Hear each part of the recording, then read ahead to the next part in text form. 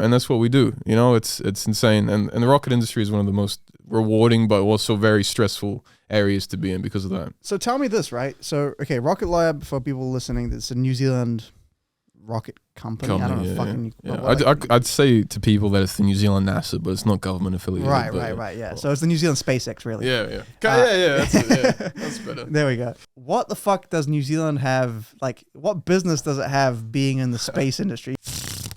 All right, Michael. How do you say your last name? Daly. Daly. Yeah. It doesn't. Yeah. Whenever I see it, because I tried to look it up and I spelt it Daly how you would, and I'm like, wait, that's not right. Oh, I see. Yeah, it's just a hard one to process, man. It's an Irish name. Okay. Yeah, not that there's much Irish in me, you know. I'm pretty much as straight New Zealand. Well, I mean, you know, there's a bit of influence, so we're going to get into that. Now, you are how do I say this without being a meme? Okay, yeah. It's not rocket science. I bet you hear that every 3 seconds. Yeah. You're a rocket engineer? Yeah. What's the official term? So I'm a propulsion engier. Yeah. Manufacturing propulsion engineer. Yeah. There we go. Now I sound like a fucking third grader. Yeah. Rocket man. Rocket spaceman. Basically, it's just I get the lovely job of there's a set of designers. They think up and they have these requirements that they have to fulfill. They think up a design and they start pushing this through to something that needs to become real.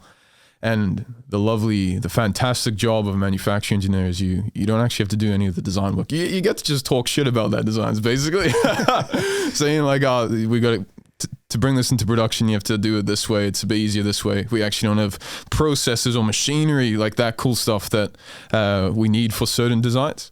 And then if we're like, oh, actually we want to bring this in, I get the job of bringing in new welding, like just recently orbital welding or these kind of things. Yeah. Nice. So basically what you're saying is if the rocket fucking goes up and blows up majestically, you can go, designer's fault. Yeah. Right now, yeah.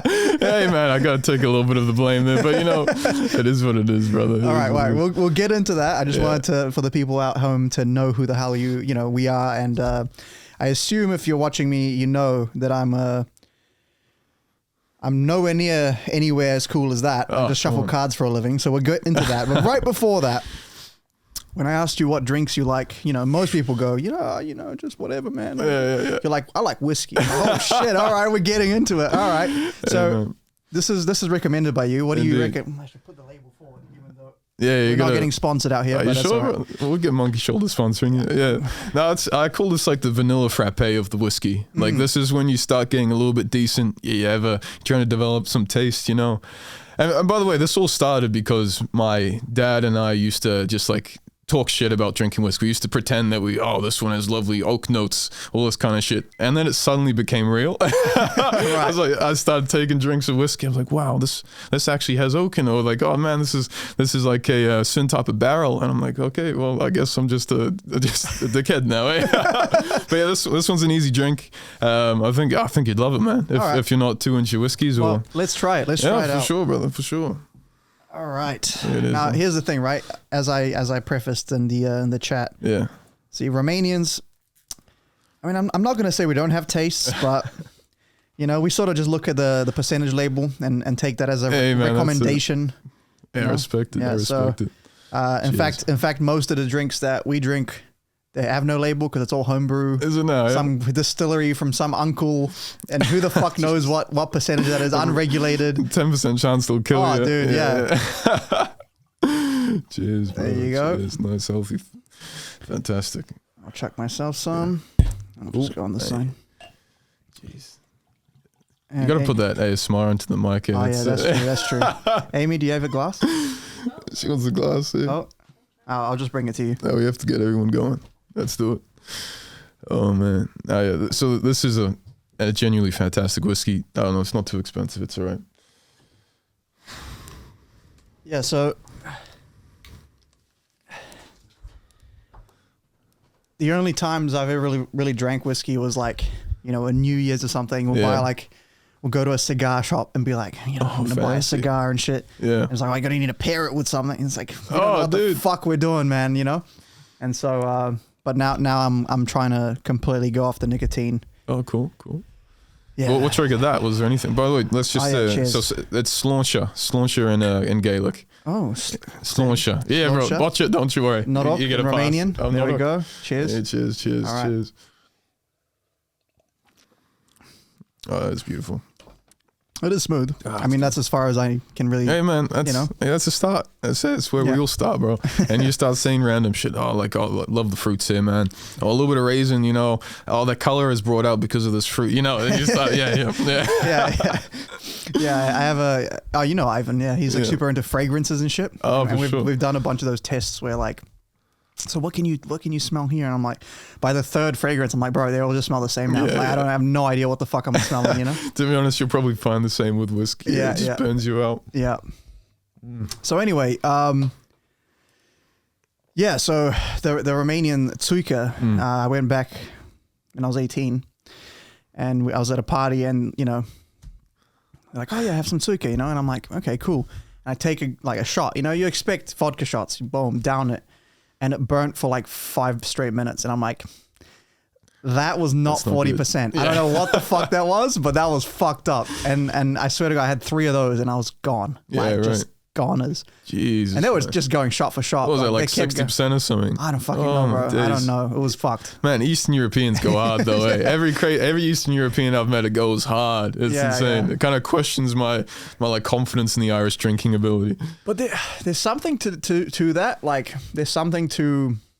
For me, I find that like I'm not even memeing when I drink straight liquor. Or like not liquor, but like vodka or whatever. I just don't like alcohol taste. Right. So I'm like, just give me the cleanest shit that's going to taste bad anyway.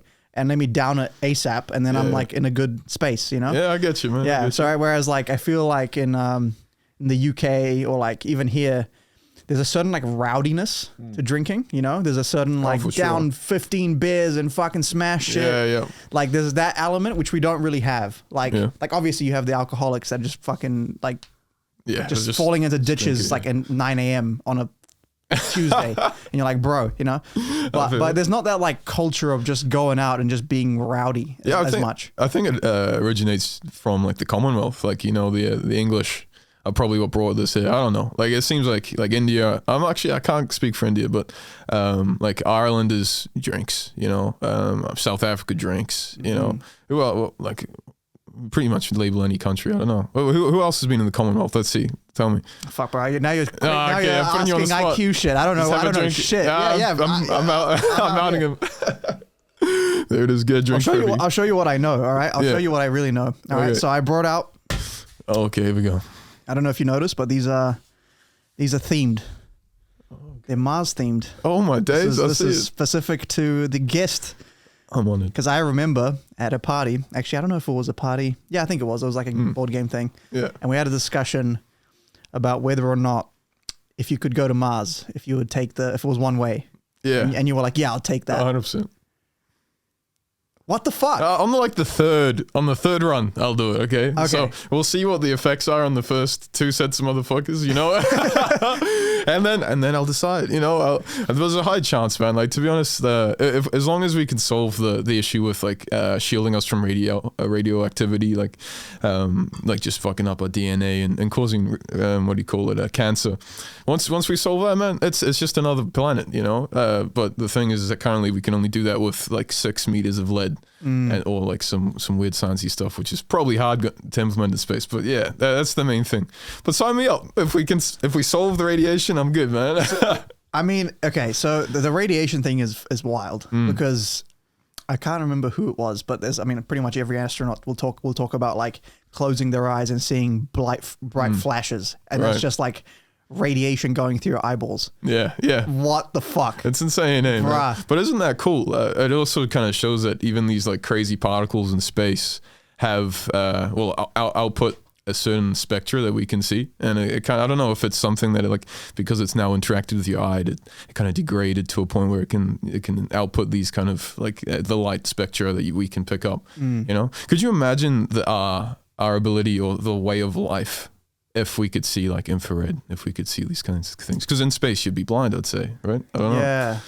Yeah, it's crazy, right? Like you think about these like animals, for example, the bees, right? They can sense the magnetic field. Yeah, right. And that's like their experience of life must be just completely fucking different to what we experience. I'm sure. Yeah. Like, You know, like what we think of as life is just what we perceive as life. Oh, this is completely different society as well. Like it's ridiculous. But yeah, 100%. The way they look is just. So you'd imagine that like literally. Yeah, you're right. Like I wonder how our like art or our like philosophy, poetry, like how that would change. You know? Oh, for sure. If we could see those. If we could have, other senses, you know, Man, electromagnetic or whatever the fuck. Yeah. Oh, for sure. I'd say like I know like there's good reason for it, but our ancestors are absolutely deeply in love with the universe and the galaxies and all this kind of stuff, right? And that's with the limited kind of ability of our eyes already. And imagine if we could see more. We would probably go crazy, man. To be honest, I don't know. I don't know. I'm surely that would affect our work and affect religion, etc. Right? It'd be insane.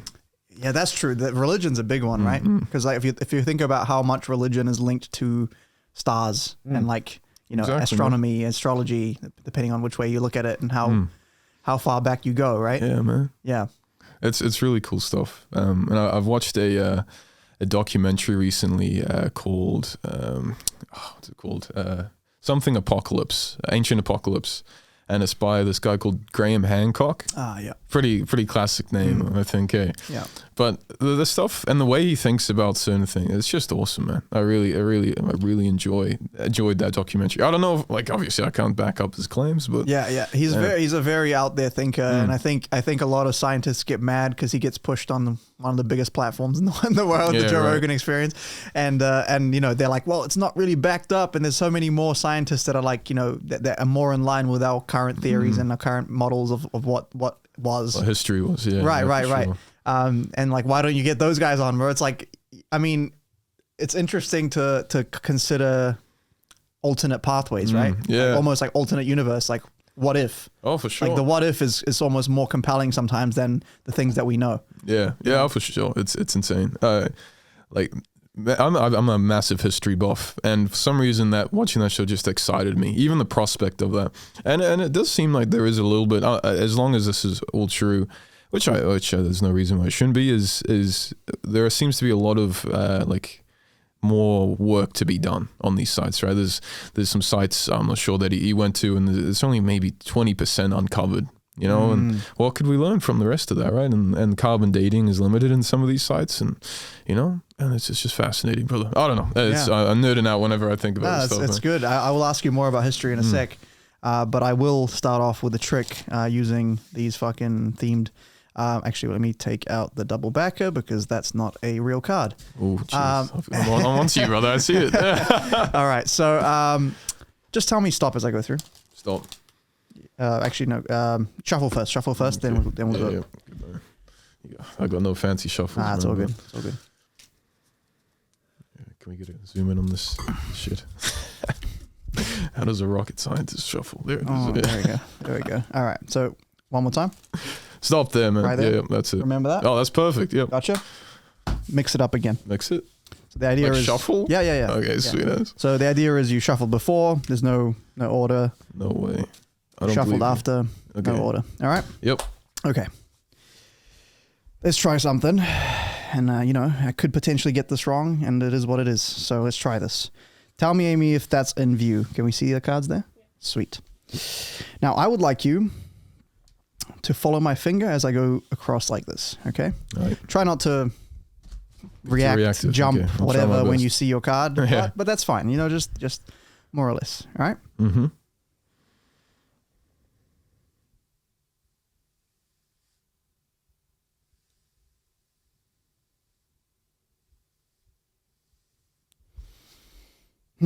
Okay. I believe in you, man.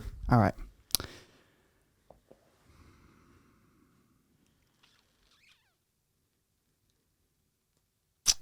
I'm going to say your card is not in the bottom half.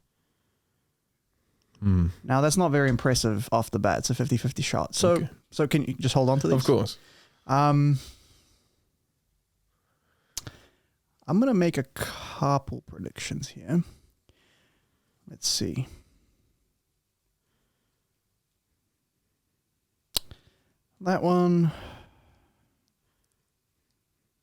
that one, and I think this one. No, this one.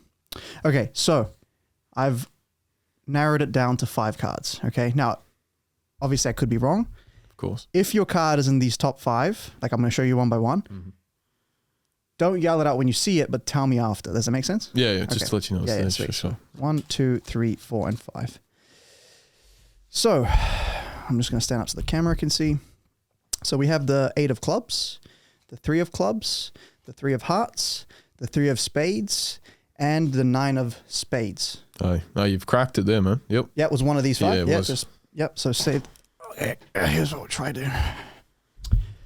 Just think of your, like, I don't know if you remember the position. Think of your card. Just repeat it in your mind. That's okay. So 1, 2, 3, 4, 5. 1, 2, 3, 4, 5. I'm going to go for... No, I think that one. Okay, I'm going to go for this one here.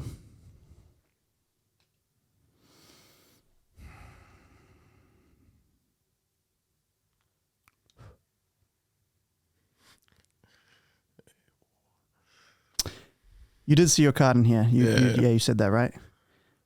That's the 3 of spades, 3 of clubs, 8 of clubs, 9 of spades. 1 card is missing. I swear to God, if it's in my pocket. That would be good.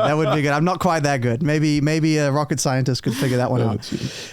Can you just turn the pack face up? I think the table was a little bit out of camera view. So just turn it in your hand and spread through towards the middle of the deck and just take it a little bit closer towards you. Okay. Yeah, there you go. Just spread it towards the middle. There should be 1 card facing the opposite direction. All right, gotcha. What was your card? It was a 3 of hearts, brother. Oh, Jesus, man. There we go. 3 of hearts. Oh, my days. Hey. There was multiple things that was impressive about that, by the way. That was insane. Appreciate it. So with that, I'm going to have a drink. Yeah, man. Saloncho. Norok. 1 second. The thing's just... Do we have to cheers again? Yeah. Nah, we're good. This keeps doing that thing where it like... That's weird. I think the connection is like... Is it good now? Seems alright. It's my good side as well. You got to keep that one up. Yeah. Oh, we did change that adapter, so I don't know why the fuck it's fucking out. Is it good? Looks alright, yeah. Okay, sweet. Yeah. It shouldn't, unless the camera has a faulty port and like it burns out that fucking adapter, but I don't see how. Yeah, anyways. So there we go. I just had to get that in there, otherwise my producer will be on my back saying I don't do enough magic in the show. Oh, true. So, Yeah. I get like caught up with the conversation and then it just fucking, yeah. All right. So you said you like history, right? Indeed. So what year was the French Revolution? Oh, nah, I'm Jesus, kidding. I have to drink with you. Okay, so here's what my problem with history, right? I guess now, like in the last few years, there's sort of a fascination that I've sort of developed with history, but not in a way that's like obsessive. Like I usually, my interests get quite obsessive. Yeah, right. As you probably know. So I've never been obsessed with it, but there's something that's like, wow, that's fascinating. But when I was a bit younger, it was really hard to grasp why I should give a fuck. You know what I mean? It's like it happened so long ago. Like it doesn't affect my life right now. Yeah, I guess so, yeah. It almost wasn't, I couldn't even tangibly relate. Like I couldn't feel like it was even in this world. Like it's such a different, society. It's it depends on how far back you go, I guess. But, like thinking about fucking, I don't know, like even just like the 18th century, like with the way society was built around then, it's like I almost can't even fathom it. You know what I mean? Yeah, man, it's insane. I guess it might even be easier if you were back then. Like, to be honest, if you're in the 18th century and then you're thinking of the 12th century, you can relate a bit more. But now we have like we're on a podcast. Like this is insane. We can store information for future generations, all this kind of stuff, right? Like in a way that we've never been able to do it before. I don't know. It's completely different, like screens. Yeah, so it's completely understandable to feel disconnected. And what's really fucked up is that we're like in that last bit of last generation that grew up probably still remember a time before the internet. Yeah, the brick phones and Brick phones. Like I'm kind of on this cusp. I remember being like 4 or 5 and not having, like, I know people who had internet, but we didn't have internet at the time. So we had a computer in the house with no internet. And it was like, I could just boot up Mario and try to fucking win that first level. Mine was Pez, but yeah. Yeah. And I could try to win that first level and I would never make that last jump of the first level and I'd get pissed off. I remember quite vividly. Yeah, man. It's quite different. And then like, a few years go by and then there's dial up and like images used to load like this, if you remember that shit. Yeah, man. 100%. Yeah. Making that god awful sound. Yeah. Jeez, and like, think about the generation now, like even 18-year-olds now. They've pretty much always had it. Yeah, no clue. That's insane. Crazy. It really is crazy. Yeah, and to be honest, I'm not sure about you. No, this isn't something I think about very often. But imagine nowadays having a kid, right? Yeah, and did you let them use the iPad all the time? Like, because this is what, like, we don't know what it's like, man. To be honest, I have no clue what it's like having a kid. But I'm sure it gets to the point where it's an absolute pain in the ass, all right? Yeah. And to be honest, like, initially I was like, oh, why are you giving them iPads? You should be interacting. You should be teaching them things, But no, well, I'm sure it. What do you think you would do? One time, right? Yeah, I'm sure. Oh, that's a tough one, man. I actually had a parent. So my dad's friend has a kid that's 16 right now, and he's like addicted to, I think, Dota or League. I'm not sure which one because his parent doesn't know. But from the description, I can easily identify it's one of the two. And I'm like, okay. And he's like, yeah, he plays like fucking 12-hour days. He's on holiday right now. And I'm like, yeah, fair enough. Like fucking holiday. Who gives a shit? And then he's like, yeah, but like I'll give him like, okay, you need to do like this many, 2 pages of homework and then you can play like that. You can do anything you want. Just finish that. And then you can do it. And I let him play 8-10 hours. And he'll do that homework for 3 days. And then the 4th day he doesn't. And it's like, what do I do? And he asked me that question. I'm like, fuck, man. Like that's a hard question because I was that kid just a few years ago. Yeah, man. And now, like, I'm like in that middle where the adults, quote unquote, because it's weird to even You're the missing link here. Now they're like asking me, and I'm like, fuck, bro, I don't know what I'll do. It's different. I guess it's just like hard boundaries, right? Like you need to set that and be like, no, this is what it is. Yeah, man. Because otherwise, like if there's no structure, but then at the same time, at 16, you're in that zone where it's like you almost can make your own decisions. You know what I mean? It's such a hard age to really think about. Yeah, it's just and then there's just a tendency towards coddling, I suppose, nowadays. And so this is obviously a very like crazy comment, but like honestly, I think it is. You want to be in the middle. You don't want to be the strict parent to the point where they, I don't know, just start rebelling and you don't see them in their room after like 9 p.m. because they've jumped out the window and gone to a party. Because I don't know, so there needs to be a happy medium, like communication, all this kind of stuff. Yeah, it's hard, right? Because it's like it feels like it swings. It's like politics, right? Like one time it's people will vote left and then they hate the fucking what the outcome and then they vote right and they hate the outcome and they vote left and then they hate the outcome and they vote right. And it's like, Jesus Christ, like it's not solving anything. You're just looking 4 years at a time and then pretending that it's going to change. It's almost the pendulum kind of idea, right? So it's like, do strict parents create like very liberal kids and then the liberal kids create strict parents? Amen. You know what I mean? Because it's like, so I don't know the answer to that. Really, like I was thinking about it, but I feel like when they're really young, it's kind of you have a very like a much bigger responsibility to set those limits, right? For sure. Because like, look, you don't need to be giving a 4-year-old sugar for no reason. Like they eat what you give them.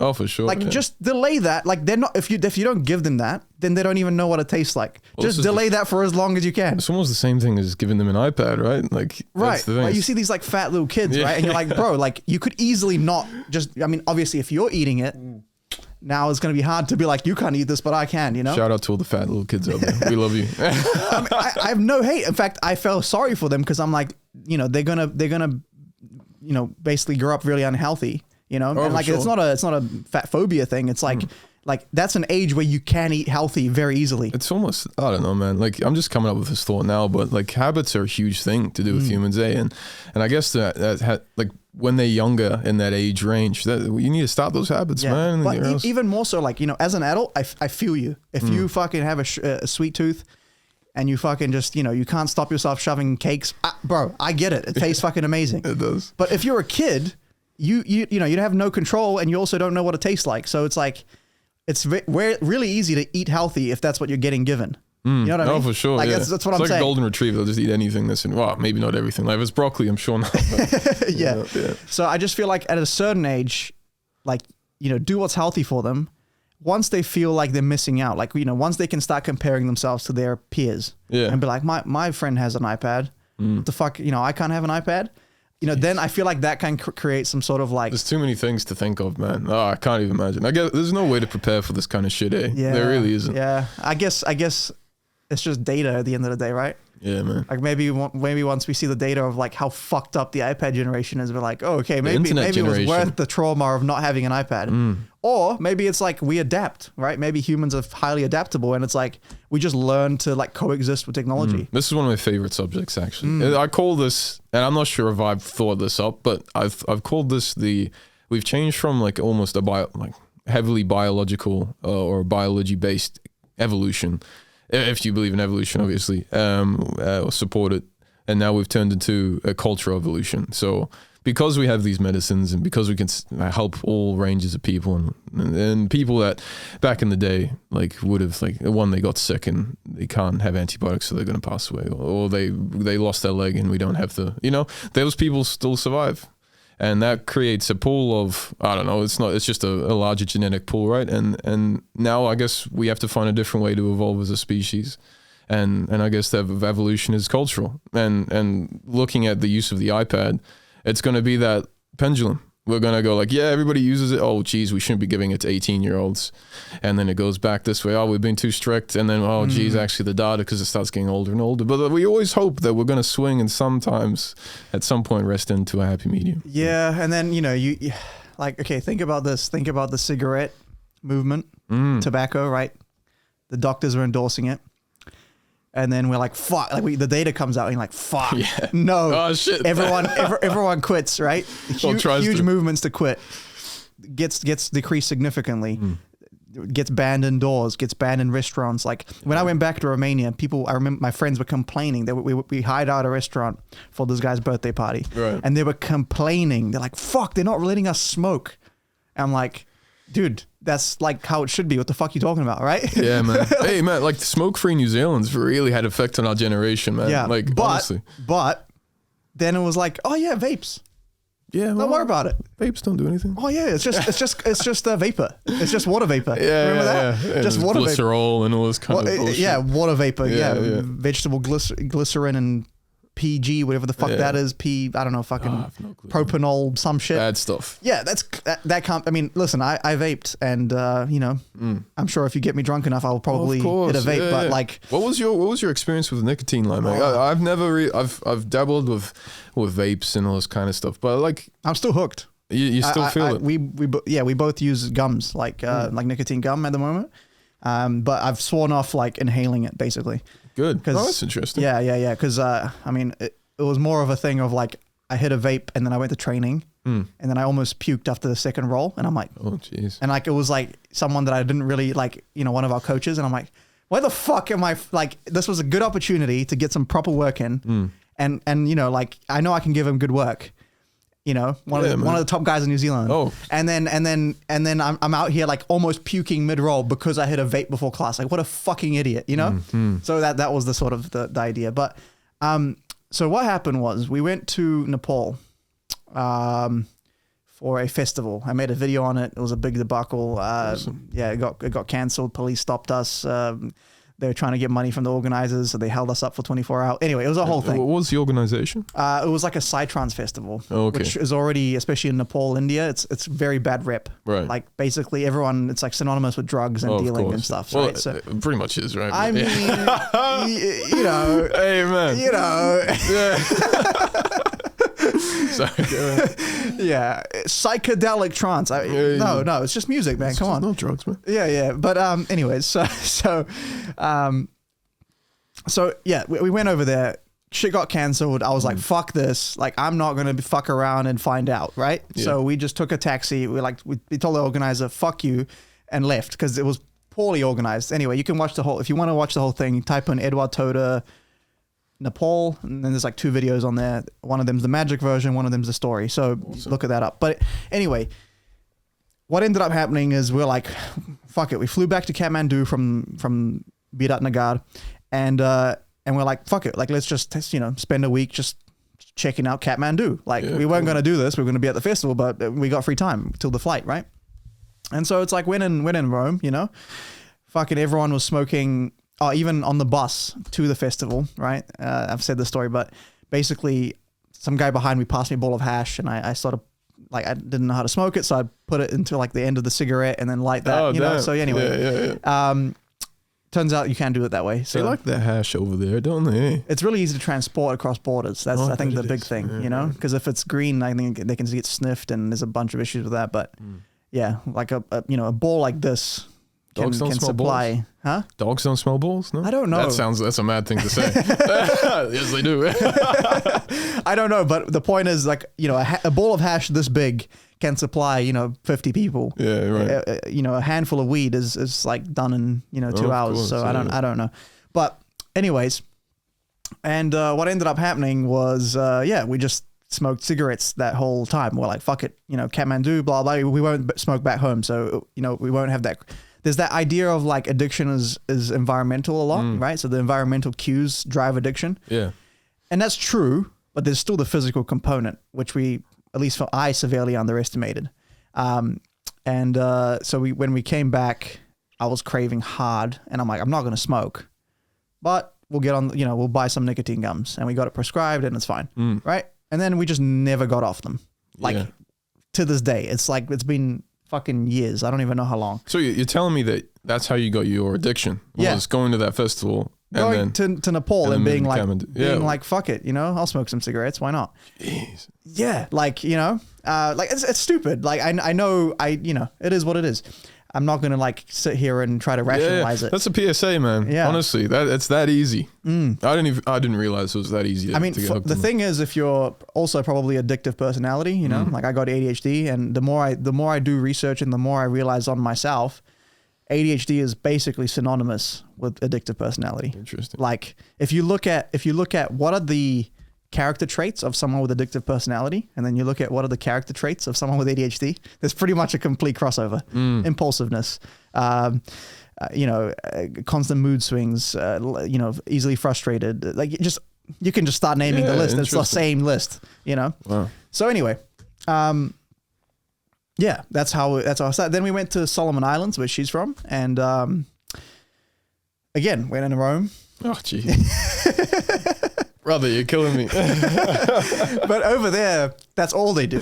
I mean, sure. if Nepal was bad, that's all they fucking do. Yeah, can you compare this to Italy? What's Italy like in comparison? Not Italy, Nepal, as in...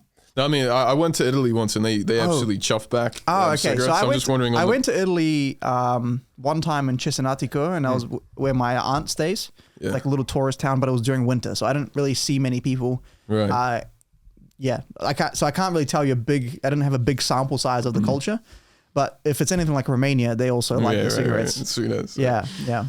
But compared to Solomon Islands, they're fucking amateurs. Wow. Because these motherfuckers, they got nothing else. Like, did they go fishing that day? Tick. Did they chop that tree down that the cousin wanted to chop down? Tick.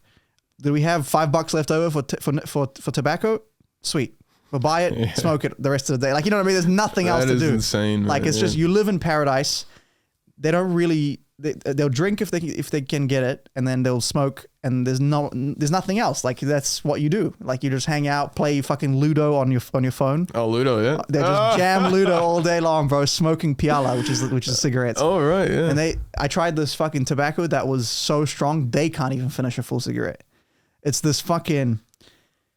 I don't even know. They explained it. They take like tobacco leaves, and they like twist them and compress them and put them in these bamboo skins or whatever, and they compress them to the point where it becomes like a wax. It's almost like the hash of tobacco. Oh, okay. Yeah. And then they turn that into a cigarette, and it's literally like a cigarette this big, and they'll smoke a quarter. And these guys are like pack a day. Heavyweights. You fucking hardcore motherfuckers. Yeah, right. And I'm like, Jesus Christ, let me try it. You know? Days, I had one mate, and it sounds like a similar stuff. I had one mate that he was offered that kind of like just that tarry kind of. They said it was like some special. I don't know. I think they said it was fucking Turkish or some shit. I don't know. Doha. Yeah, that's probably what it is. Is that what it's? Is that similar? Or? I don't know if it's similar, but I've heard of that. Yeah. But man, that laid him out, and that was like he took a single puff and it was gone. Yeah, he just passed out, man, spinning his head on. Man, that's insane. I can't imagine, bro. The fucked up part about nicotine, right?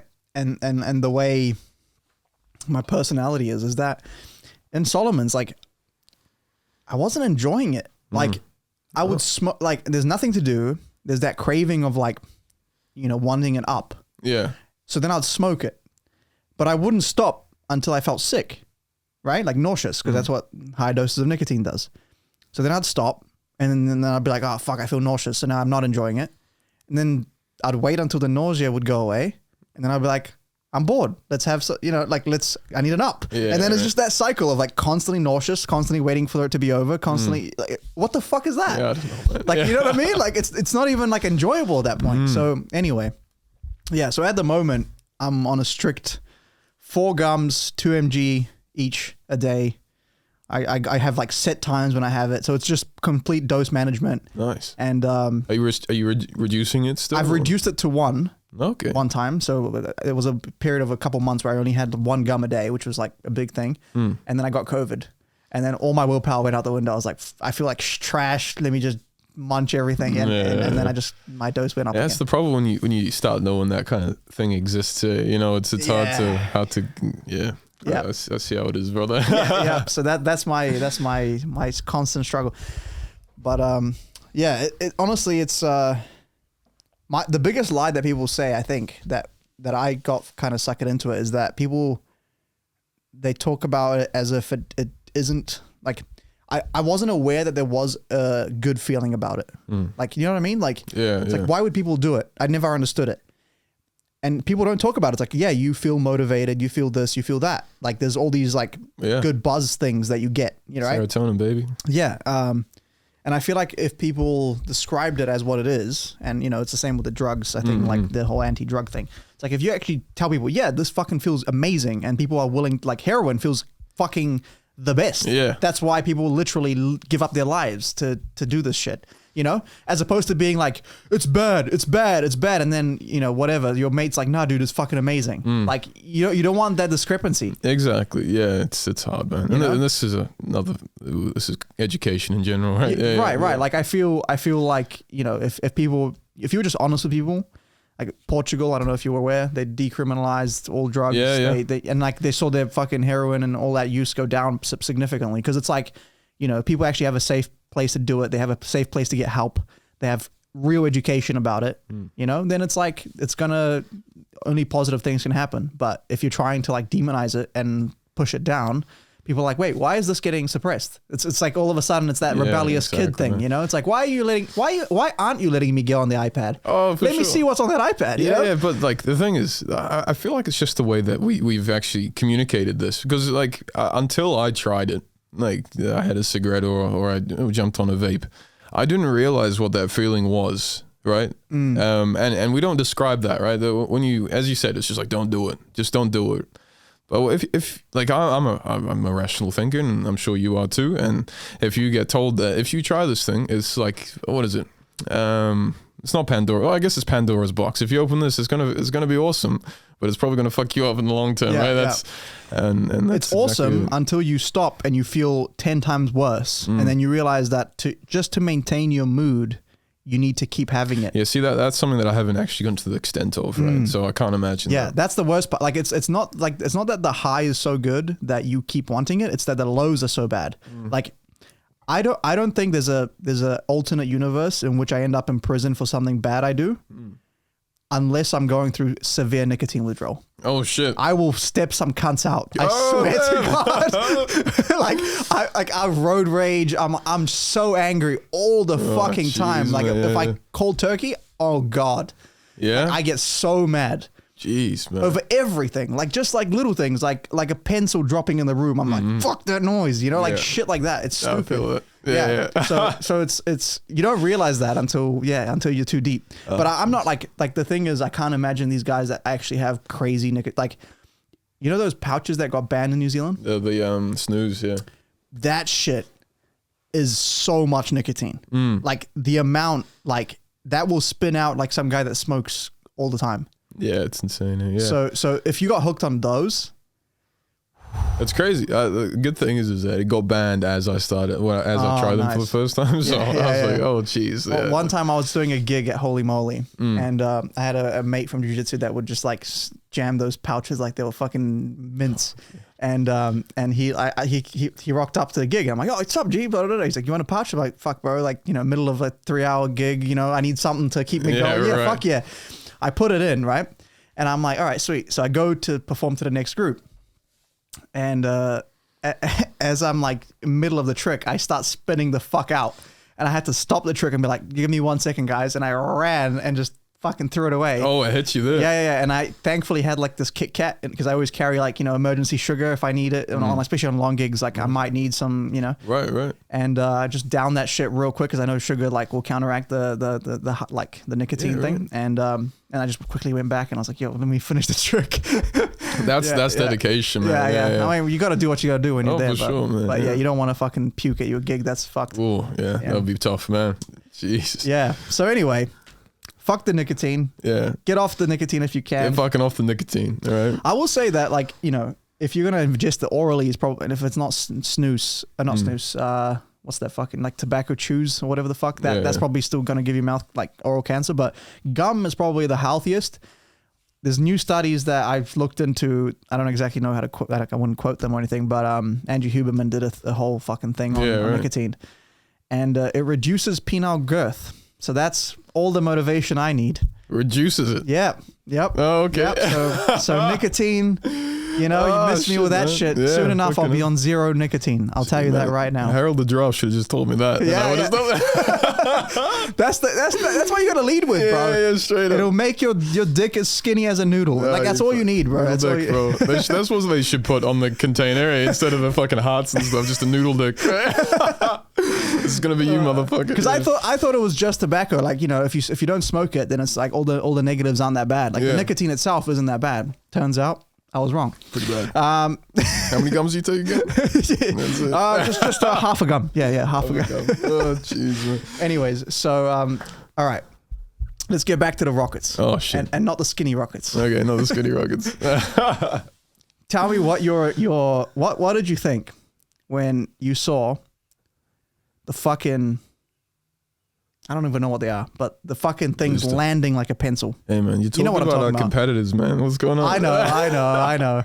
You gotta admit that was fucking cool. Man, when I saw that like blew my mind. What are they? Are they rockets? They're boosters. Boosters, so, that's what I'm jeez, man. I don't know the ins and outs of the Falcon 9, but yeah, I'm pretty sure that there's a main body of the Falcon 9 and then these things disconnect. I think there's 4 of them. And then they find their way down and they just have a way of throttling and relighting, which allows them to land again. And some insane program as well, like some insane understanding of vectors and I don't even know where to begin with this kind of stuff, right? You're basically moving this, I wouldn't say I guess depending on how much you've burnt the fuel, it'll be a relatively uniform weight, but if there's any fuel in there, it'll be bouncing around, and which makes it harder. But yeah, so you'll be coming in and being able to understand the energy required to slow your vehicle at the rate where you're not going to vibrate all your components out of G, so they're not going to just vibrate and break. So you have to decelerate at a certain level, and then so there's a resonance frequency. Oh, something like that. Yeah, 100%. Right. One huge part of any kind of rocketry is when you design these fantastic, wonderful. I call them magic as well. Magic boxes, like Sparky units and all these different things. You have to put them through a literal table that vibrates very fast, and depending on what you require, a lot of energy. And you see how hard you can vibrate this thing before it breaks, and then you have an understanding or a model of Anyway, I'm getting too far into it. Well, it's pretty cool. Yeah. Keep going. Oh yeah, you verify it basically. Yeah, you put this on the vibe table, we call it, and you vibe it, and this is a qualification. So you vibe it and you see where it breaks. What are the limits? And you do it multiple times, and you go like, okay, this engine or this part of the engine, or let's say the turbo pump, can survive this level. Pretty consistently. If we go over this point, we're going to break it. It might not break all of them, but there's a high chance, right? So if we ever breach that during any kind, if you drop it on the floor, we've literally done calculations about people's height and how they've dropped it, and to see if it outdoes the G's that we've called for, right? Like, it's insane. You'd think that if you could break it by dropping it, that shit's fucked. Like, no, you'd be surprised. I know, but like, just the average person is like, okay, this rocket, there are parts in it that if you drop it from a standing height, it gets fucked. Hey, You'd be like, bro, I'm not flying in that rocket. Straight up, man. Nah, man. Well, that's why we have all these wild requirements and testing that we have to do, man. It's insane. But yeah, the rocket, that landing is an absolute like massive marvel and achievement for the rocket industry. It's not something that Rocket Lab is probably going to be capable of just because of the lack of money. Like, to be honest, like Mr. Elon Musk is one of the richest men in the world and can throw a lot of money at anything. Is he no. Officially, right? Is he? I think so. Holy shit. At least before the whole fucking Twitter thing. Wow. I know he's lost a bunch of money. Yeah, that would have been expensive. Yeah, but I think he was the richest, but that's officially. We're not talking. We're not counting all the unofficial oil sheiks that who the fuck knows how much the they have. Iranian like princes and shit. Yeah, who the fuck knows? Bro, those guys could be, and Putin. That's another discussion. Who knows how many assets he has? Like, dude, any of these fucking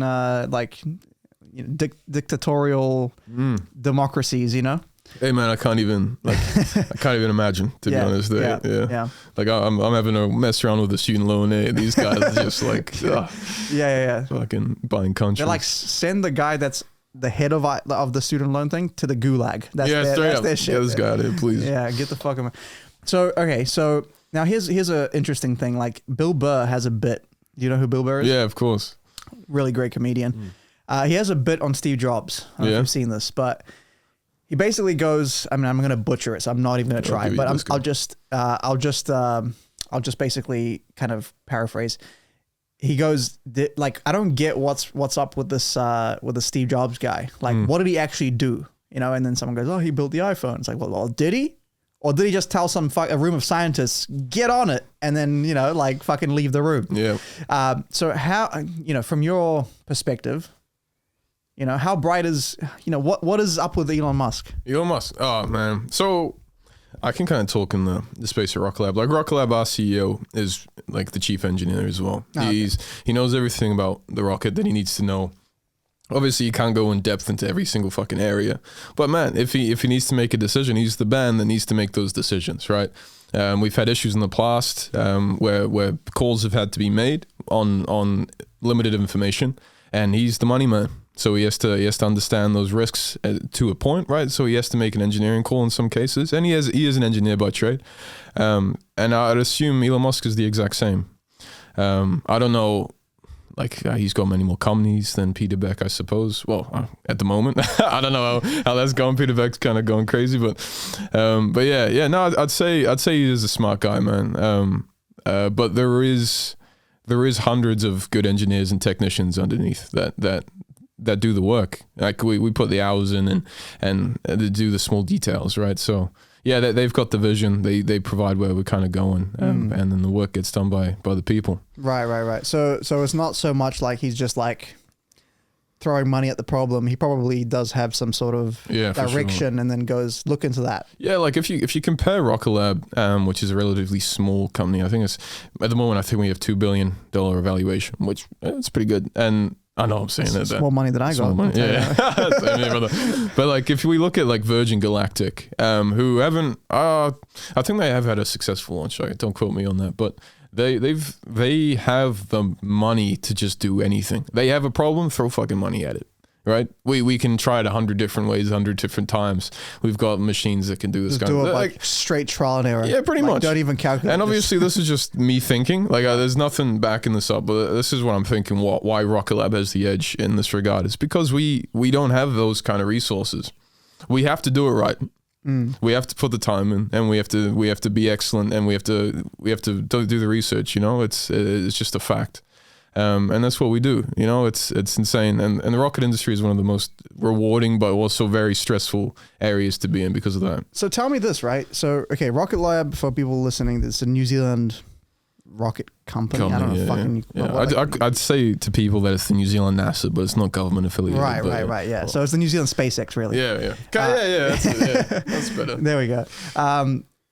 What the fuck does New Zealand have? Like, what business does it have being in the space industry? You know what I mean? Like, what's the, obviously, I know you can't talk about projects, but it's more like, what's the influence world? Like, what the fuck do we do? Like we as in the New Zealand scene, Geez. Well, in terms of the gap that we fill in the market, we historically have been doing CubeSats, which are little small satellites that any range of customers can provide. That can be universities. Auckland University has flown, I think, multiple times on our rocket, and we have space for maybe, I think it's like 24 of these. And then we also have our own satellite that's built into the fairing, which is the thing at the top, which contains all this.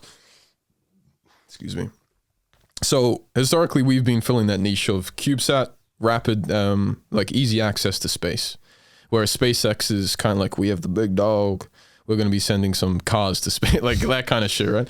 But they've started going into that kind of area now as well. So we're branching out into lots of different things. We're covering. This is why I was saying he supports some other companies. He's got like reaction wheels. He's got all sorts of different things that we've got going on that are affiliated with the Rocket Lab brand. So would it be like a bigger company, NASA, whatever? They need something very specific, and they'll sort of outsource? Yeah. Is that sort of what it is? 100%, man. Yeah. Well, in terms of NASA right now, the James Webb Telescope, or a lot, I can't get the proper percentage here, but I'd say about 70% of NASA's historical solar panels sent to space have been made by a company that Rocket Lab owns. Oh, shit. Which is insane. Obviously, we didn't own it all that time back then, but in the recent years, we've bought it in that, and we still continue to operate with NASA.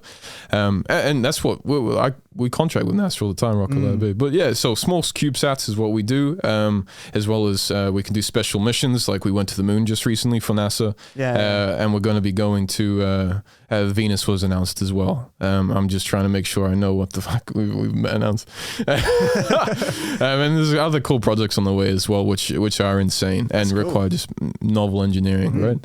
Yeah, I thought because during the pandemic, Ivan got me a job at a mask factory. Oh, okay, wow! And they're like a very small startup. That they had this filter technology they developed in a contract with NASA, actually. And I was like, oh shit, this is fucking, big plays, baby. And that was just like one filter. Yeah, exactly. Yeah. so maybe it's not so big after all. Oh, the play, awesome. Hey man, but I was just strapping. I was like, strapping the little like elastics. The mask. Oh, I see. Right. Yeah. So I wasn't very involved. Hey man, you're saving the planet there, brother. I like it. Yeah. There were good masks. So for during the COVID thing, and I don't know. Do they still censor shit for COVID things? I don't give a fuck. Oh jeez. The point is, right? Those little pieces of shit masks that everyone wore, pointless. Yeah. There's no studies. There's nothing. Oh yeah. Well, right? Like they're for surgery, so you don't spit into the fucking wound. Like that's the only reason they use. Like there's no. Yeah. Anyway, if you use N95, N98, which is what we were making, then and it's got a nice fit with like a proper seal. Then we're talking, then it's actually going to filter some shit. But 100%. Yeah. So I actually think I was making a difference on some weird fucking small, minuscule level. Hey man, that's it. Bro. But these motherfucking blue fucking, the ones. Even the people testing, like the test sites, and we're wearing them. I'm like, bro, surely, like instead of this PPE shit, just wear a fucking N95. Like it's like. I don't know. Same thing. Yeah. Jeez, I don't know, bro. Yeah. But I don't know, man. They are cheaper though. So, I mean, I understand. I get it. It's awesome. NASA actually has so many patents, man. It's you got to be careful. I have designed some like some things for university and my own businesses that I've actually encroached on some NASA technology on accident. And it just is it just happens, right? Because they've done so many things, they've solved so many problems that it just is a thing that you have to be careful of, which is awesome. And there's companies that make money off that kind of shit, but it is anyway. But yeah, so just back on the Rocket Lab thing, we also, one of the biggest things is we've just started doing is this. It's called Keep talking. Space Systems. The Space Systems is basically building satellites, novel satellites, which we launch, and we are launching on like the Falcon 9. So we don't always just launch on our own rocket, right? Right. But we make novel satellites that solve solutions for our customers, which is pretty cool. Yeah, I mean, as far as New Zealand, right, that's sort of the direction you got to go. Like, you're not going to really have the funding to completely do your own project A to Z. Oh, so sometimes the satellite's just too big for a rocket, which is a problem. But yeah, man, it's awesome, and that's what I've been working in for the last year and a half is those satellite areas and the mission to the moon. I was one of the propulsion manufacturing engineers helping develop the new. It's called the Hypercurie engine. Which sounds fucking awesome, right? The Hypercurie. It sounds like something straight out of Eclipse, right there. Yeah, straight up, man. Yeah, straight out of Eclipse. But yeah, so that is a little hypergolic engine that goes to the moon, and it's built and designed in New Zealand. Fuck, that's cool. Fucking awesome, man. That is cool. Yeah, man. So the whole pat ourselves engine. on the back. Yeah, man. I was there not the whole development cycle. I was there for maybe the last year and a half, but man, we went hard on that. It was insane. Yeah. I only did a little part, but it was fantastic. Yeah. You still did got us to the fucking moon, bro. Yeah, that's crazy. I'll drink to that, man. Cheers, brother. Fucking hell. It still hasn't sunk in, to be honest. More. Yeah, meanwhile, I'm just fucking doing double lifts for drunk cunts. Like, Jesus Christ. Hey, man, I gotta say, like, this magic shit absolutely excites me. Is there another trick on the cards, bro? Come on, I feel like I need another trick, man. I love that stuff. All right. The Mars cards and everything. Yeah, dude. Yeah, sure. So, what's something that I haven't really done on the podcast that I like to do? Oh, jeez, I'm excited. All right, we'll do something. We'll keep it simple. How about that? This one I haven't really done this much because I do it so much that, yeah, sure. So I want you to take a look, see that they're all different. Normally I'll get you to sign a card, but I don't want to ruin these cards. So you just verify that there's not two cards the same. They have been verified. Right? If I had like 2, 3 of clubs, 2, 5 of diamonds, you managed to pick that one. Mm-hmm. If I had a duplicate, then this trick would be very easy. Okay? So this is... yeah, so take one out.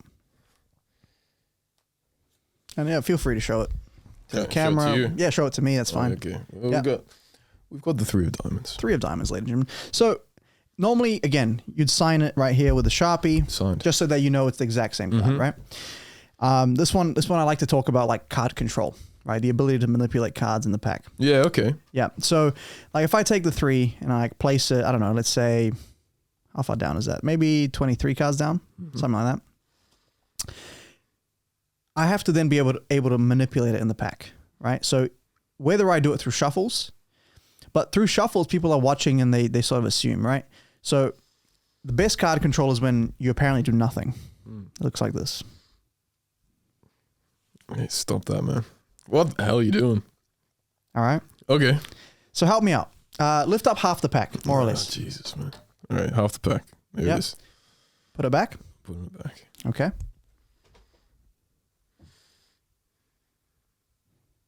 Okay. You take a look. I don't want to take. Yeah, I don't want to. I don't want to touch this magical bullshit, bro. What the hell, man?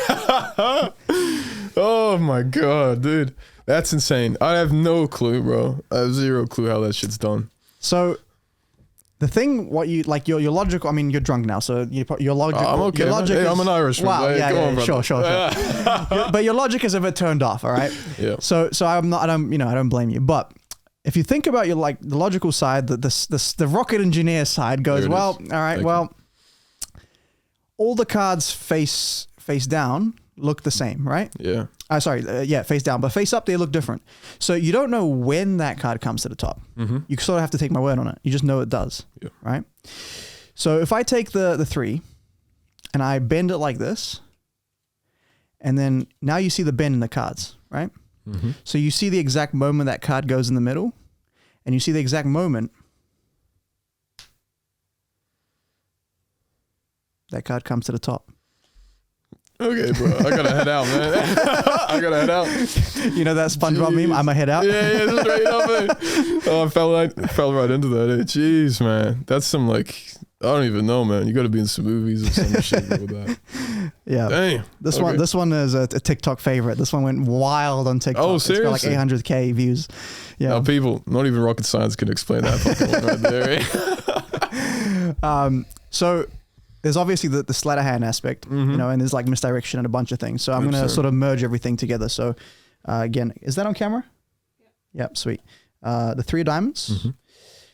I'll get you to place it, I don't know, maybe how far down? I don't know, 12 cards down. Yep. Push it in. Watch. You're a motherfucker. Oh, jeez, man. All right, bro. That's it. Yeah, so that's sort of the difference between misdirection and sleight of hand, right? Yeah, I see it. And so sleight of hand, you could make it seem like a card is transforming, vanishing, whatever. Misdirection, you sort of have to use attention. And there's a common, there's a thing I like to use. So, okay, so Man, tell me about this, man. I'm actually really interested about this. So in Magic, right, there's a sort of innate desire, or okay. I don't know if it's a desire or like a thing to hate the magician, right? Like just off the cuff, like from the very get go, okay. Yeah. And then if the magician's an asshole, it doesn't help. Yeah, you know what I mean? Yeah, I get you. So what I hate in Magic is when the magician is up here and the spectators are down here. Like, oh, I know all this shit and you know nothing, right? Yeah. And it's even worse when someone's like professionally smart. You know? Yeah, right. You know what I mean? Because then they're like, this motherfucker, you know, like he's not actually smart. He just, guy. Exactly, right? So I hate that. I hate that idea, and I hate performing in that space. But at the same time, my persona when I perform is that I'm the Romanian hustler, right? So then it's like it sort of clashes. It's like I have to cheat, I have to beat you, but then I also want to be on your side because I don't want this to be this fucking like combat, you know, like. We can fight if you want, but that's not what I'm trying to do. We'll turn this into UFC. You know, but like, you know, so, and usually I'm extra cocky at gigs because I have all the bouncers on my side, you know, of course, but I perform for them every time because I'm like, I never know when I need you. I'll get you on my side. But anyway, so the thing with Magic, right, is like, it's like a joke. If you have to explain it, it's not as funny. It's not as good as if you have to explain it. But at the same time, I don't want this to feel like I know this shit that you don't. And that's, you know, so I like to give this explanation that sort of doesn't tell you anything, but also gives an explanation as the concept. Fantastic. Right? So attention's like a spotlight, right? Wherever the spotlight goes, not only do you see it and understand it, but you commit it to memory. Yeah. So in sort of when you go back in your mind and you try to recollect like what happened, right? This is I'll show you a classic example of that. When you go back in your mind, you go, okay, you try to recollect it. It's all the points of the spotlight. Where the spotlight went, you can remember it went there, it went there, it went there. That's what happened, that's what happened, that's what happened. So if I play outside of the spotlight, then those moments, not only did you not see them or did you not perceive them, but you don't actually remember them. So then you try to go back in your memory and it's just, you don't have that input. You don't have the stimulus, like, you know what I mean? Yeah. So that's why like Magic is never done twice. Like the idea of because then the spotlight will change. You won't, the pattern of the spotlight won't be the same. You wanted to look. Yeah, right. Yeah, I see. And so that's like the idea of misdirection, right? So this is one of the classics. Do you like hearts or diamonds? Oh man, hearts all the way. Oh shit. Okay. I'm a lover, brother. Let's go. And a fighter. I am not going to lie. That's a very, most people say diamonds. Seriously? 100%. Like literally 93%. No fucking way. Yeah. So it's always cool to see. All right. So hearts, just remember hearts. So go like this for me. Is that on camera? Yeah. Okay. So if I ask you now, what card are you holding? Oh, jeez, I've no clue, bro. I'm going to say it's a heart, my man. Are you sure? No, I'm scared, bro. Yeah, I'm sure it's a heart. You can check. Can I check? Okay. Yeah. Okay. You're freaking me out. Yeah, Man. no one trusts me after that intro. No. So yeah, fair enough. So I have the diamond, you have the heart. Okay, so this is what the hustlers do, right? They come in and they switch it twice really quick. So without looking, do you have the heart or do you have the diamond? I have the heart, for sure, man. If it's a diamond, that'd be good, right? Yeah, it would be good. I ain't looking, bro. What are you... Yeah, no. Okay, you're right. You're right. Yeah, freaked out. All right. Slow motion, it looks like this, right? They go in and they steal it from the bottom. Yeah. Right? And now they distract you. They'll say, where would you say the heart is? Is it on top or is it on bottom? The heart. Top or bottom? It's going to be on top. Okay. So if the heart was on bottom and the diamond was on top, that'd be pretty good, right? Because you were holding the whole time. You checked both cards. Like it shouldn't be a way for me to manipulate the order of what you're holding. Right? And this is why you should never play any sort of games in Eastern Europe. Yeah, right. Not worth it. 100% not worth it. Turn them over. Double queens. Look at that. Yeah. Oh, jeez. So that one is a perfect example of the spotlight. Yeah. Like if you actually watch this back, you might even work it out. But even if you don't, the idea is that it's engineered down to the word. Mm-hmm. Like the wording I use is, again, if you watch it back, you might catch it. But the wording I use literally is designed to change the memory of how the trick went. Like your memory of it hopefully will be slightly different because of what I said. So that, like, yeah, and it's all to do with where the spotlight is. I'd love to go on Penn and Teller, and do that kind of stuff. I'd love to just try because I have a very logical mind. Yeah, I have a very logical mind. So I'd love to just see some tricks and see if I could code break them. It'd be awesome. Well, it's funny because you say that because we have a show. It's like a spin-off show I do with one of my mates, and I might include other mates. So maybe you'll be the next one. Oh, fantastic! But basically, he's very much like this, right? Like he doesn't watch magic for the. For the magic. What's the word? Like when you splendor. Like when you watch a movie and you sort of engulfed in the movie. I don't know what it's called. Something of not disbelief, but anyway. Yeah. You know what I'm talking about? Suspension of disbelief. I think that's what it's called, right? Suspension of reality. I don't know. Yeah, I know what you mean. I fucking know what you mean. Yeah, I think we're getting too deep. Jeez, the fucking monkey shoulder. Yeah, it's good though. So he doesn't watch it for that. He watches it to figure it out, and it's fair enough. Like I don't consider that a heckler. I consider that just someone that's how they enjoy it. Like it's a puzzle to them, and it's fair enough. Like I will engage with you in that way, And if you get it right, I will tell you got it right. Like I don't have any ego around like. Being this supernatural figure because it's not fucking real, right? Yeah, right. So, hey, bro, don't tell me that. Come on. So, but someone just rubbed me the wrong way, so I just have to say that. Oh, good man. But anyway, so what we do is I'll do I'll have a set of tricks ranging from really easy to work out to harder and harder and harder, and then we go like if you figure it out, I take a shot. If you don't figure it out, you take a shot. Hey man, you got to get me on this. Hey, this sounds fantastic. Sweet. Next time we'll get you on. Oh man, I've watched enough Penn and Teller to be a pro in this shit, man. Yeah. The funny thing about Penn and Teller, right, is that I have friends that have like gone on there, fooled them. I have friends that I haven't fooled them. One guy didn't fool them the first time and fooled him the second time. It's interesting because it's not necessarily how good of a magician you are. Like that sometimes correlates, but it's not the same thing. It's how out of the box you can think, right? Because you can have a guy that's like world class, like you cannot get better in terms of skill set by using all classical techniques. So any magician will be like, oh yeah, he's doing this. But he's like world class, like fucking like, 70 years of practice. Yeah, right. And the layman would be absolutely mind blowing. Even magicians, but you might, at a certain level, you'd be like, oh, he's using these concepts. And then you get a guy that like literally does magic for 3 months and comes up with there's a trick that fooled them that I think it fooled them. I might be wrong. That basically used the plunger, like a mini plunger. I see what you mean. Yeah. And just went like this, and then the deck cut at the exact point of the card. And they were like, we don't know. Right? Right. And like, that was just a real, I wouldn't say stupid, but it's like, it's silly when you think about it because I think I know how it works. Yeah. It's just a super concept. I see what you mean. Yeah. That fooled them because they were like, we've never seen that before. Like, there's no classical literature of like the plunger trick. Like, it doesn't exist. I see. So I guess logic doesn't really apply to everything, I suppose. I see what you mean. It's not really that. It's just that you have to think outside. And if you're a magician that's been reading magic books for 40 years and you're like, I'm trying to like look up my index in my mind of all the things I've read, but it doesn't link to anything. Yeah. I'm fucked. You're fucked. Yeah, it's true. And there's been ones like Koister Kimlat, one of my favorite tricks. I'm out of practice with it, and it's a really fucking hard move, so I'm not going to do it right now. Okay. But the effect is that the cards get shuffled face up, face down.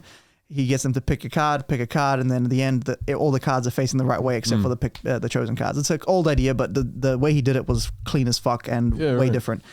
And he had that. So in magic, you can sort of sell ideas. So if you have a cool idea, in the same way you like patent stuff, you can be like, oh, I'm gonna package this, film it, do all the ads for it, and sell it to magicians that they want to learn this trick. Mm. So he had that. He did a DVD on it. And it's been out for years, but they just somehow missed they can't get to everything. So they just never saw it. Mm. And like the whole magic community was like, oh, it's just the old school. And they missed it. Yeah. What And he fooled them with it. Cause one, it was clean as fuck. Cause he's like literally the world's best at that move. Cause he fucking made it. Mm. And two, they didn't read it. They never seen it. So, sometimes it's not even about being the best. It's just, and then other times fucking Shin Lim, 2015 FISM world champion. Close up category. He won he fooled them twice. Won America's Got Talent. Won America's Got Talent champions. What the hell? Now he has a residency for Mirage in Vegas. So that guy clearly is fucking he's good. onto it. Yeah. So you can kind of go at it both ways. Sometimes you just can be really good, and other times you have to be creative as fuck. And some of the really good guys are creative. And which one are you? I would like to say that I'm not that good and I'm not that creative. Yeah, okay, here we go. So it means you're both. Nah, I'm okay. Like, when it comes to a professional guy, like with the card stuff, I'm okay. I can entertain people professionally. I wouldn't say if I went to a competition like FISM, I'd be fucked up. Yeah, right. I see. Like the guys there are fucking next level shit. Now, how much is this modesty though? No, it's true. It's 100%. Because I play guitar and I know I'm okay, but I know I'm shit compared to pretty much anybody, right? Right. And again, this is another effect. Like we talked about the internet before. This is a big effect, right? Because I want to start magic, and then you Google magic, and there's just this fucking dude. He's been doing it for 60 years, and you're just like, oh, okay, fuck that, bro. Yeah. So there's moves that I'm like I can say I'm good at. There's concepts I can do well, but I don't. So from a magician's perspective, right? There's sort of if you're like doing really difficult sleight of hand stuff, then it's like, okay, this guy's good. If you perform if you're just a good performer, then that's another genre where you can say, oh, he's really good, And I wouldn't say I'm like world class at any one genre, you know what I mean? So I can't really say that I'm like fucking elite, Yeah, right. But like for the New Zealand scene, listen, like again, I do gigs, like I'm good, but yeah, as far as competing is a different story. It's sort of like you can be a black belt, and you can be like New Zealand fucking like, okay, so last guy I had on, Matty McMeeking. I claim he's modest as fuck, but I claim he's the top pound for pound sub only grappler in New Zealand. Like, okay. Like he's won countless double golds, like his division and open division. Jeez. And he's smaller than me, like 75 kgs or something, right? Okay, right. So he's beating up big dudes all the time. Crazy leg lock game. Just really fucking good guy, right? Like high level motherfucker. Whenever I roll with him, I always feel like I have no chance. And I've been training like 8 years. Yeah, leg locks are always like, I don't know. Like I've done jiu-jitsu and leg locks always freak me the fuck out. The stories. Sorry, carry on, bro. No, I'm someone that has some, like, I can't say I'm not like, it's not my A game, but I do know leg locks. Like I know the system. I know exactly what he's doing. When I was doing jiu-jitsu, I did it for 7 years, and I always thought of that because I fucking love Star Wars, man. I always thought of it as like the dark side of it, right? And like if you go to the heel hooks, if you go to the leg locks, you go into the dark side, man. These are things that you can get someone with, but fuck me, you're gonna break them in half if you don't do it right. There's actually a story, and it's gonna come out. I mean, the episode's out, but the reel isn't yet. The short, where he literally puts. I'm not gonna name Cole because he didn't want me to name it, but high level guy competed against one of the greatest guys in the. So the guy he did it on has competed against one of the greatest grapplers of all time. Yeah, right. Like, I'll tell you after the show. Okay. So decent guy, right? Gets him in cross-ashi, gets the heel, rips the fucking thing, like poppins, crackle, snap, crackle, pop, doesn't tap. Guy gets out, right? Gets him there again, a second time, doesn't tap, and like gets out, and then he ended up like still winning that match by points, but he was pissed the fuck off because he's like, bro, I literally tore that guy's knee off and he didn't tap, right? So if you don't tap, shit can happen. I just realized jiu-jitsu, you can just not lose. You just don't tap. Unless you get put to sleep, brother. But you know. Yeah. Oh, I never thought about the strategy. That's insane. Yeah, so I think the refs have to call it if you yell. So as long as you just never make a sound, they can tear you fucking limb for limb. Wow, man. I had no clue. I had zero clue that was a thing. Fuck. Yeah, anyway, so the point is that this motherfucker, I've rolled with him, and like there's guys that are like some of the best guys in New Zealand, but I can beat them in certain areas. Because I've trained a long time. I have some A games that I'm like, bro, if I get you in this position, like, it's going to be hard. Like, you know, with this guy, with Maddie, it feels like nothing I do works. Like it doesn't matter where I take him, what I do. He's faster, stronger, better in every single category, just fucking way above, right? And he said he went to Australia, and went with Lachlan Giles. I don't know if you know who he is. I've heard the name, yeah. ADCC bronze medalist, I think. Yeah, right. Open weight. And he got tapped like back to back. Jeez. Like the same thing he does to me, that guy did to him. You're sitting in this chair, right? Yeah. Oh, shit. And my I'm heel like, feels fucking exposed. and I'm like, shit, like and then that guy's not even a world champion, the guy that did that to him. So then there's someone that can do that. You know what I mean? Yeah, and it's just fuck, bro, there's the levels, you know? So it's the same with magic. Like you can infinitely find people Always that are a bigger like, fish. you know, like, Ed Marlowe, that book on the right, the red fucking book at the end, that guy invented, like, so there's a move I sell that looks like this, and I've literally sold this because it's a variation on, you know, something I've done. Let me see, let me get a good color change going. So it looks like this. Let's see if I still have it. It's been a while. Okay, sleight of hand. It's called the SnapET change. It's a take on the snap change. That motherfucker invented it. Okay. Like he invented the basic move, That's insane. idea, you know? And so it's like, if I'm comparing myself to that motherfucker, like I did fuck all. Yeah, like, right. You know what I mean? So yeah, like I'm okay, but like there's guys that can just fucking... Man, that's insane. Yeah, I see what you mean. And it's funny, my mind and my brain kind of goes to comparing this to almost like science. Like he's like the Newton. He set the first fucking laws. Yep. Like, you know, that's insane. I really... People call him the grandmaster of card magic. See, you know? look at that, man. So it is sort of like that, yeah. Yeah. Jeez, The grandfather, sorry, not the grandmaster. I'm chessing it out. Yeah, man, yeah. Yeah, man. But no, I love just back on the jiu-jitsu thing. Have you ever competed? Oh, I can see it. I didn't even read your t-shirt. It says jiu-jitsu. represent. Nah, I did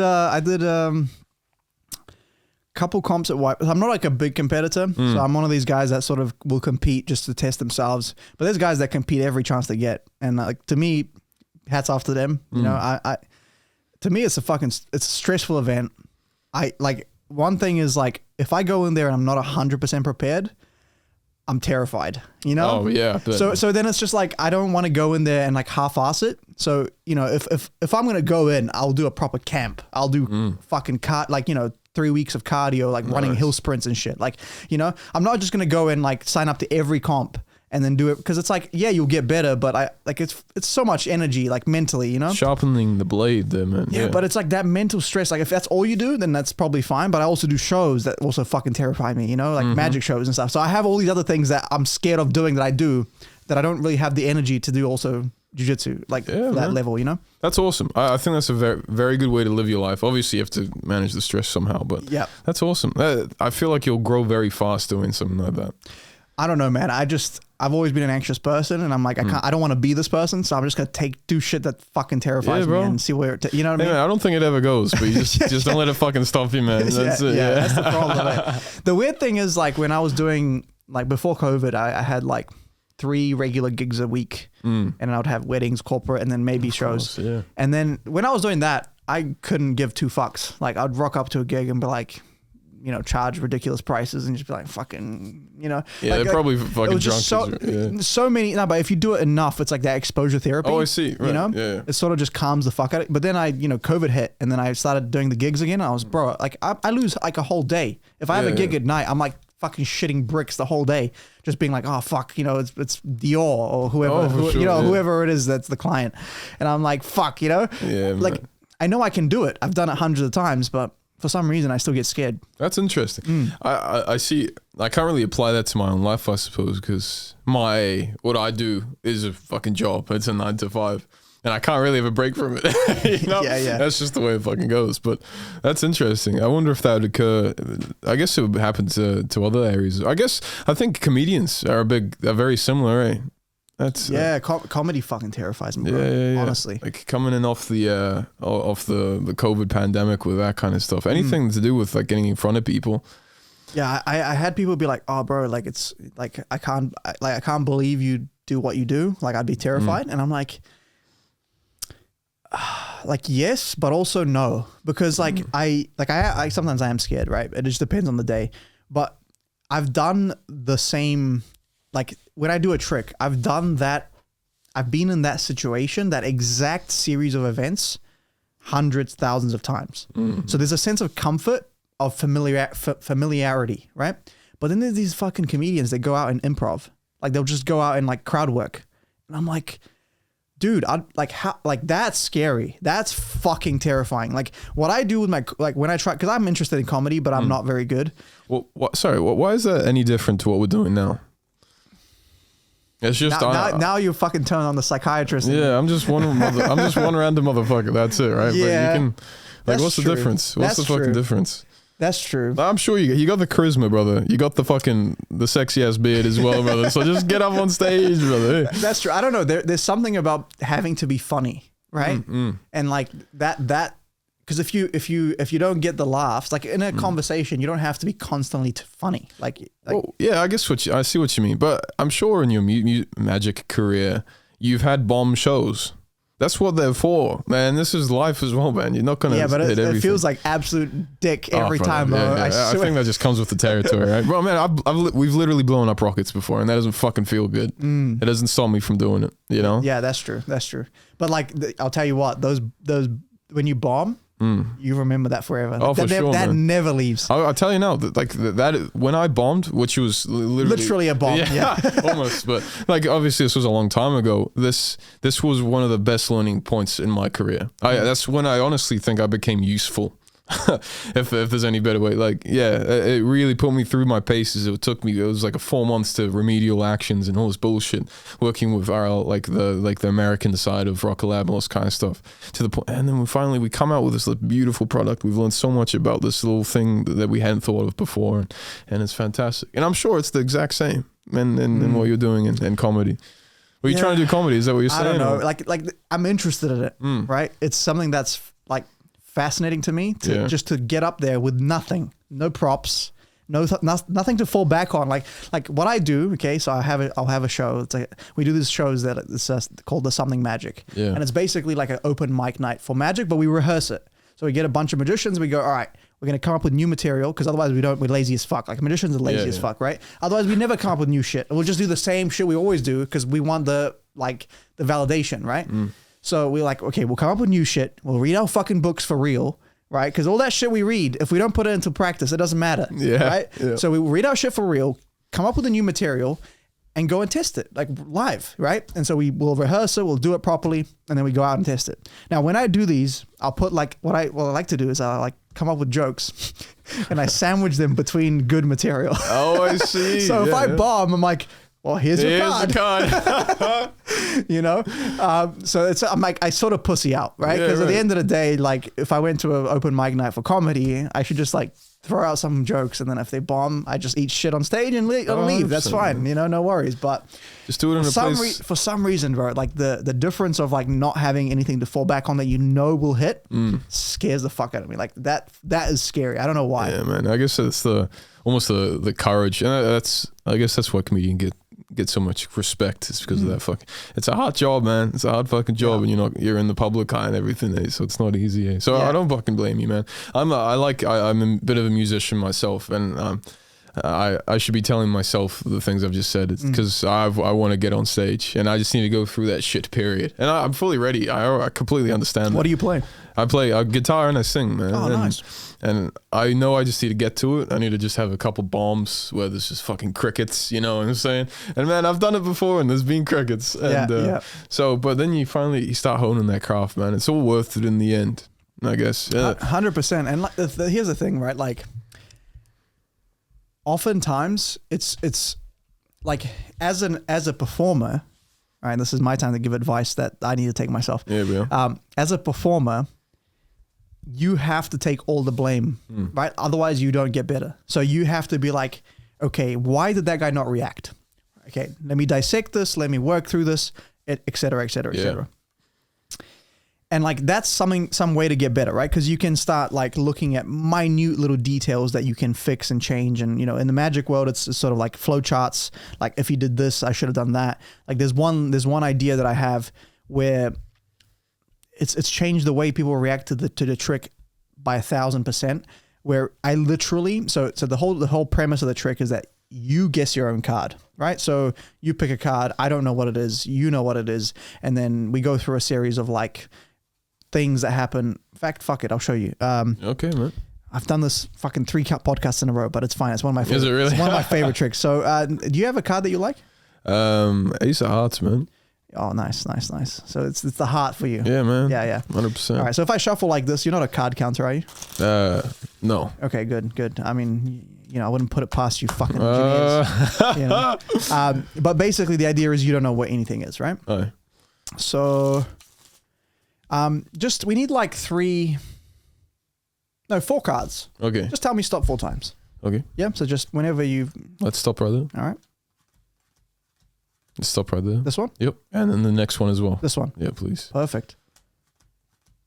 Let's get a little deeper. There we are, brother. That's the one. This one? That one right there. Yep. You're not going to wake up tomorrow and be like, fuck, I wish I kept going. You know what, man? I don't think I'm going to have any regrets about that card. Very good. So, with your left index finger, touch the back of a card for me. Okay. Go for this one. All right. So look, if you went, keep it on there. Oh shit. Okay. If you went for that one, that would have been 8 of clubs. Mm-hmm. If you went for this one, that would have been the 7 of hearts. Okay. If you went for this one, that would have been the 4 of diamonds. Mm-hmm. You touched that card. So let's just recap, right? You said stop 4 times. I said it 4 times. And you chose exactly where you wanted it. Yeah, I even gave you a random. chance to change your mind. You didn't want to. Mm-hmm.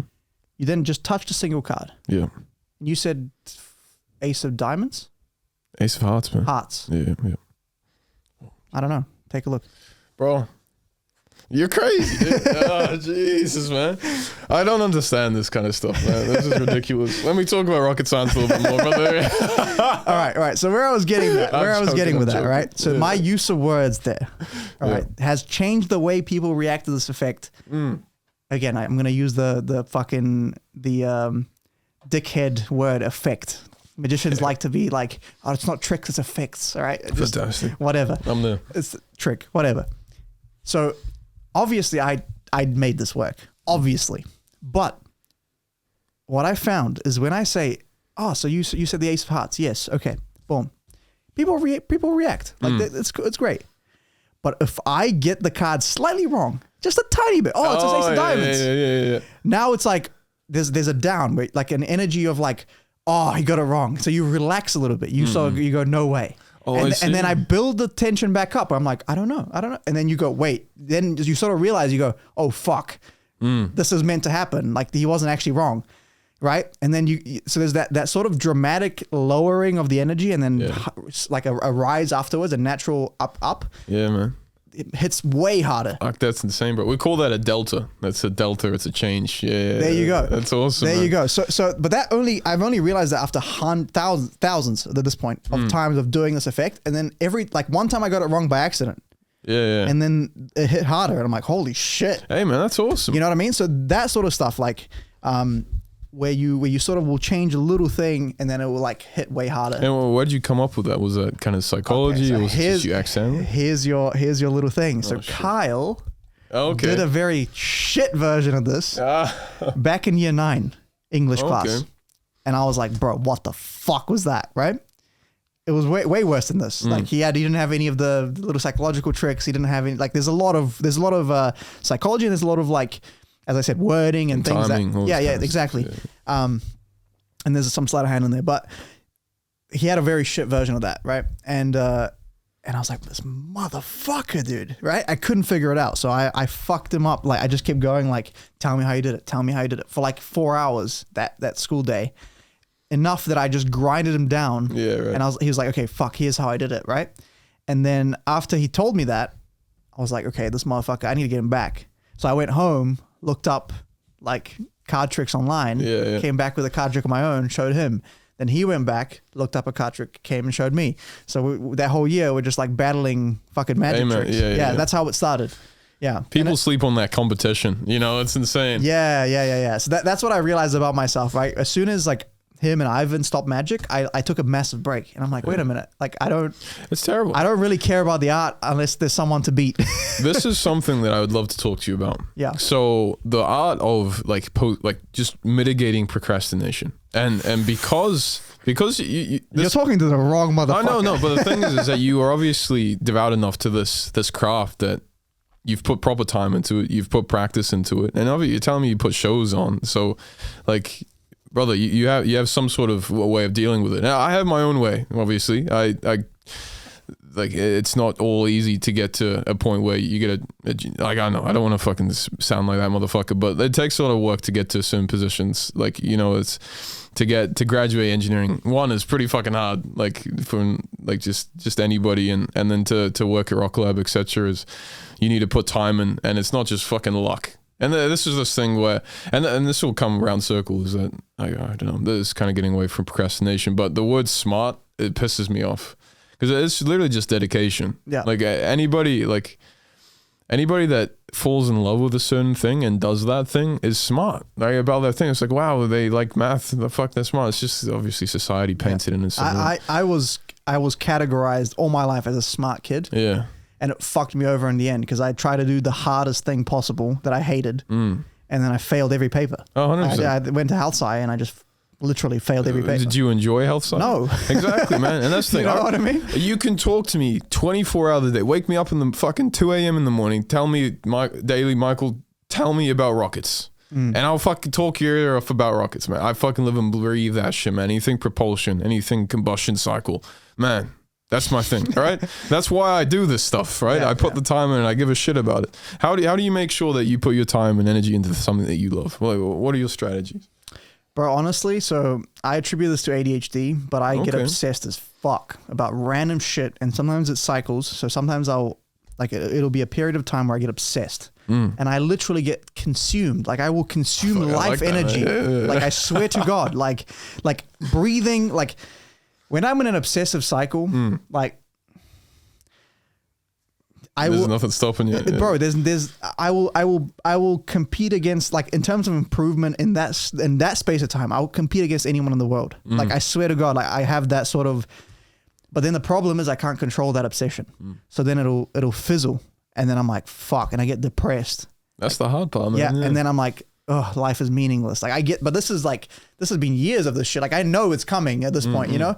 So I've just taken to basically like, oh shit, it's a cycle? Yo, let's use it, you know? Because I know I can't control it. I might as well go all out. I might as well use the fucking, you know? But there's ways that, like what I've learned, so in jiu-jitsu, I get obsessed, I make huge improvements, and then it fizzles. But for some reason, and I know the reasons, I mean, for me, it's sort of like, jiu-jitsu helped me through huge insecurity about being bullied and stuff as a kid. So, so I value that improvement so much that I've been dedicated to going to class. So even on those sort of depressive cycles where I'm just like, meh, I still show up. I might not have anything I'm working on. I might not even be excited to go. I might not give a fuck. I'm there. I'm rolling with people. Man. I'm rolling with people. It is what it is. I might make like only a small improvement in that time, but I'm still there. Yeah, man. But being there sparks another cycle. And then I'm back into the obsession. 100%, man. So with magic, it's a lot harder actually, because there's not that external stimuli of like other people being around, be like, oh, where were you? Like, you know, and there's not like that, competition is not the same. Whereas in jiu-jitsu, it's like, if I take a fucking 3-month break, the guy that I was neck and neck with, he's going to fuck me up. So I'm not taking a break, my guy, you know? So it is harder. I will say that. But what I find is there's an element of discipline of just doing it, and I need to do that more, because when it becomes a job, it's a little bit harder. I find that I rationalize reasons to take breaks when I shouldn't be. But at the end of the day, for me, is like being disciplined until it sparks a cycle of obsession, and then just riding that shit till the wheels fall off, and then just like keeping the discipline. Yeah, to man, the- just to maintaining another- that. Yeah, because those obsessions are like effortless. Like when I hit that, I'm like, bro, like Bang, bang, bang. no one's gonna outwork me in that obsession. You know, no one's gonna outthink me. Like even if I'm not at the gym, like so there's guys that train more than me. Like they train 3 times a day. Fucking crazy motherfuckers. Of course. But in an obsession, I swear to God, I'm playing like positions in my head. Like if I'm obsessed about jiu-jitsu, I'll be literally replaying certain past sequences in my head that I've not even tried in real life. And then I go in to training that next day and it works first time. Yeah, man. So there's this weird mental thing where like, you know, just like I don't know, it's like maybe strengthening the neural pathways or something. Like I don't know. Anecdotally, it works though. I've verified it. It happens all the time. It's I experienced the same thing, man. Like you get those bursts of passion. I call them bursts of passion. You're like, fuck, man, I love this. And then the things with like guitar, it's with like just home projects, all this kind of stuff. And to be honest, it's one of the hardest battles I've ever fought is procrastination. And I'm sure a lot of people can relate with that. There's a book by what's his name? It's The War of Art by not Stephen King. What's his name? Fuck. I don't have a phone to look it up. The Art of War? No, that's The War of Art. Oh, okay. I was just making sure. Yeah. Right? Can you look that up if you can on your phone or something? Just we can find it later. But basically, he goes on about this idea of like the process of creating is a war, and it's a war with. I actually love that. I really love your inner resistance. Yeah. Right, and the resistance is that thing that when you sit down and you go, I need to start writing, but I fucking have nothing and I can't. Yeah. And pushing through that and just being like, no, I'm gonna do this regardless of how I feel, like regardless of what my internal monologue tells me that like, oh, this is a waste of time, pointless, you're not gonna get anywhere. This doesn't, like, regardless, I'm gonna sit down and I'm gonna put in the work. And as he talks about this, I'm too drunk to remember his name. It just keeps like being at the tip of my tongue. Did we get it? Stephen Pressfield, that's who it is. Really good read. Really good read. Like I absolutely, Joe Rogan recommends it, but I read it before I heard it from him, so I'm not copying. I wouldn't blame you either way. But it's a really good book, and he talks about like being like the professional. So like the amateur will just sort of do it when he feels like it, right? And the professional will basically be disciplined in doing the work, and this idea of like the obsession, I think he sort of relates it to the muse. And like he thinks of the muse as a real entity. Like obviously it's not a real entity, but for him it's useful to even think of the muse as a real entity, like almost like a goddess or something that will bless you for putting in hard work. So you might put in 4 hours of fucking absolute dog shit. You're gonna delete that shit at the end of your 4 hours. It doesn't, it's not even useful. Yeah, right. But after 4 hours, the muse will be like, here's 30 minutes of actually like inspiration. Decent shit. Yeah. And then that 30 minutes is what you actually use. But you never get to that 30 minutes if you didn't put it the 4 hours. A fantastic representation of this is music, man. Like people release only like 1% of the shit they make. Yeah. Like I've written like 40 songs, and I'm pretty sure I haven't got one right yet. You know what I'm saying? Yeah. I'm holding out, but. Yeah, 100%, man. I see what you mean. You just got to put that time in, and it's not easy. If I show you all the magic tricks that I've like for this show, and again, if it wasn't for the show, I would never have written the magic to actually try it. Like, and so I put together this set, right? There's usually a 3-part. So, in opening trick, middle trick, closer. That's like a general outline of a magic routine. Makes sense. I put it together for the Selling Magic, which is the open mic, and I'm like fucking agonizing for weeks, right? I'm like, bro, this sucks. I hate it. I don't want to practice it. I don't want to write it. It fucking sucks, right? A week out from the show, I'm like, nah, I fucking hate this shit, right? Right. Have a moment of idea, and I changed the opener and the middle. I just changed them. Like again, I had like months to work on it. Fuck it. Throw it out, man. Put this shit in, put this shit in. Instantly felt amazing about it. Instantly happy with it. Practiced it for that week, right? But I was struggling to practice because I fucking hated it. But if I didn't put in that time to hate it, I would never have been like motivated enough for my mind to go to the next thing that was right. I would be happy with. You know what I mean? So you almost get motivated by the process almost. Is that what I'm hearing? Yeah. I think I need to like do the grind, the shit. Yeah. I need to be in the shit. That's impressive. To then get a spark of motivation. Yeah. My issue, just recently, it has been more of an issue because, you know, you leave university and you leave your education. And I left university just over maybe 2.5 years ago now. Your priorities change and you have to choose what the fuck you want to do, right? That's a bit, nobody fucking tells you about that, right? You come out of university and you've been told always to be university first, right? And you come out and you don't know what the fuck to do, right? You're like, Jesus fuck, I can do what I want now. It's insane. And applying that to actually diving into something you want to do. I'm not sure it sounds like you've done magic for a long time. I hadn't had anything besides education, which I dived hard into. So when it comes to doing my hobbies like guitar and all this kind of stuff, it's hard to just start sometimes, which is just fucking, because I need to put my time into that, which I could be putting somewhere else. And that's the problem I have I overthink shit. I go like, should I be putting time into this? And I think about it. That like sort of time versus reward analysis. 100%. And I'm always too analytical about that as opposed to just like doing the things that you feel. 100%. Yeah, that can be hard. There is that balance. There is a balance of execution and research. I'm way over skewed on the feeling. Yeah. So for me, it's like if something's fun, I don't go fuck, bro. I'll throw everything away. You know, I'll just fuck this education bullshit. You know, that's awesome. Yeah, which is not great because then you end up like being like, okay, I have this thing that like during COVID, I was like, okay, I have a useless skill that was like a full-time job for a little bit until it got taken away by this unprecedented fucking bullshit. Yeah, and like had I followed a health science degree, that would have been literally the thing that 100%. I would have been in business. Hey, bro, you're doing the masks, man. You could have probably made some money off that. I was making, strapping masks, strapping wages. I wasn't making designer wages or whatever. I see. But yeah, the point is that, had I been more analytical, had I been more disciplined, results driven, whatever that hell you want to call it, I would have probably been better off from a numbers perspective. Yeah, right. But I think my thing was, as I said, like I always identified as the smart kid, right? And like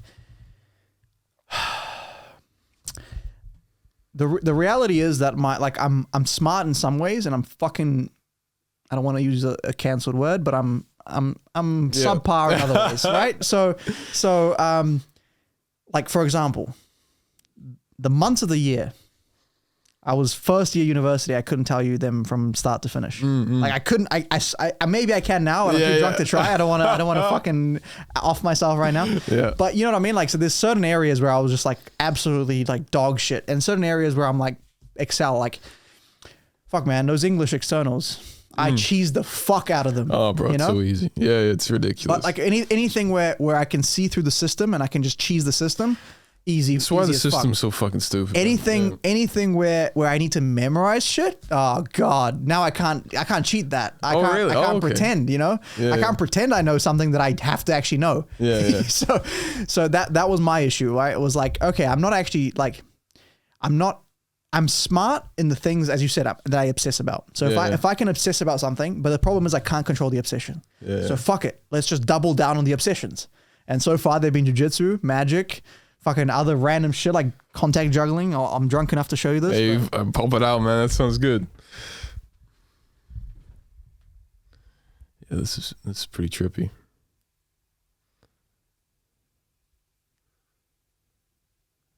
I don't even know how do you get to this point? This is insane.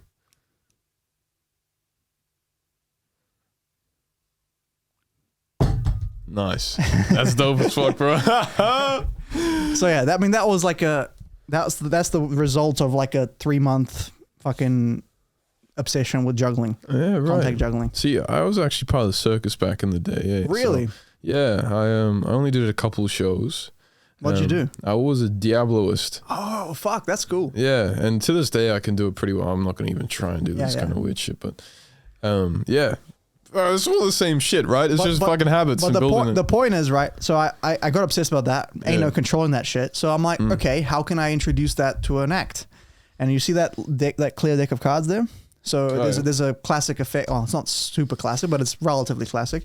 where you have someone hold a deck of cards and then the card turns into that, right? Yeah. The deck turns into a clear deck of cards. So then I was like, fuck it, that's perfect. So I just merged the two, and then now I have a unique spin on a classic effect. It's my thing, whatever. Yeah, I see. Where I I get them to hold a deck, and I do this contact juggling thing, and I'm like, open your hands, and clink clink, the deck's turned into the same thing, So it's like That's awesome. I just combine them because I'm like, bro, I've spent so much time, I might as well use it, Yeah, you gotta let me know when this next show's up, man. Because I gotta come cool, along. Cool.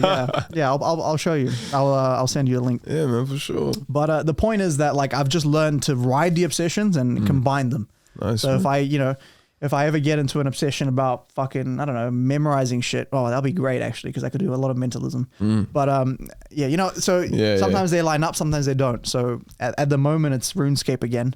Oh, That's not going to help at all. That might not end. That's not going to help at all. Fucking last it always years. ends. It always ends. It does? Okay, Yeah. fuck me, So man. I'm not too worried. But Yeah. I had EVE Online stint for a while. Okay. You know EVE Online? I haven't done that, but yeah, I know about it. Yeah. It's unless you want 4 weeks out of your life to just I wouldn't recommend. Did you even get very far? I was doing pretty well. Like the thing is, it's such a sandbox Yeah. that you can just do whatever the fuck. Oh, for like sure. you could literally play the game without ever leaving the station. So you could just stock trade. Wow. Oh, fuck that, man. You know what I mean? It's much of a pain. It's a pain in the ass in real life. Like, come on. I'm just saying that wasn't my style. Yeah. What I did was just like fucking go into like dangerous as fuck Russian territory, literally Russian territory, literally Russian's time zone, and just scavenge like relics that were like worth a lot of money and bring them back. So I had like a little shit that could go invisible, and I'll just like fucking. Oh, fuck yeah, bro. I'll go past that these sounds fucking awesome, big, and I ended up. The reason why I stopped is because I got caught by this big clan like 3 times in a row, and I just completely zeroed my income. Like completely, I had no money left. I was like, okay, I'm done. That's done. Like that was 4 weeks of grinding. I'm just out. Like fuck that. It's as easy as that, man. Yeah. So Jesus. anyway, Christ. point is, I get obsessed with shit. Yeah, it sounds fucking like it, bro. I get you. Yeah. Fuck, man. I wish I had that kind of stuff, man. Honestly, The problem is it's never useful shit. That's the problem. Who cares, bro? What the fuck's useful, man? Rockets. What the fuck's useful? Rockets are useful. Are they useful, bro? We just go into space and we just put $2 rich people. $2 billion company. Of course it's useful. I guess so. People pay money for that shit. Yeah, fuck it. I just do it for the fun, bro. It's They don't just the pay money. banter. Well, they do pay money for a ball, but I guess so. people remember me for the ball more than they remember me for the magic.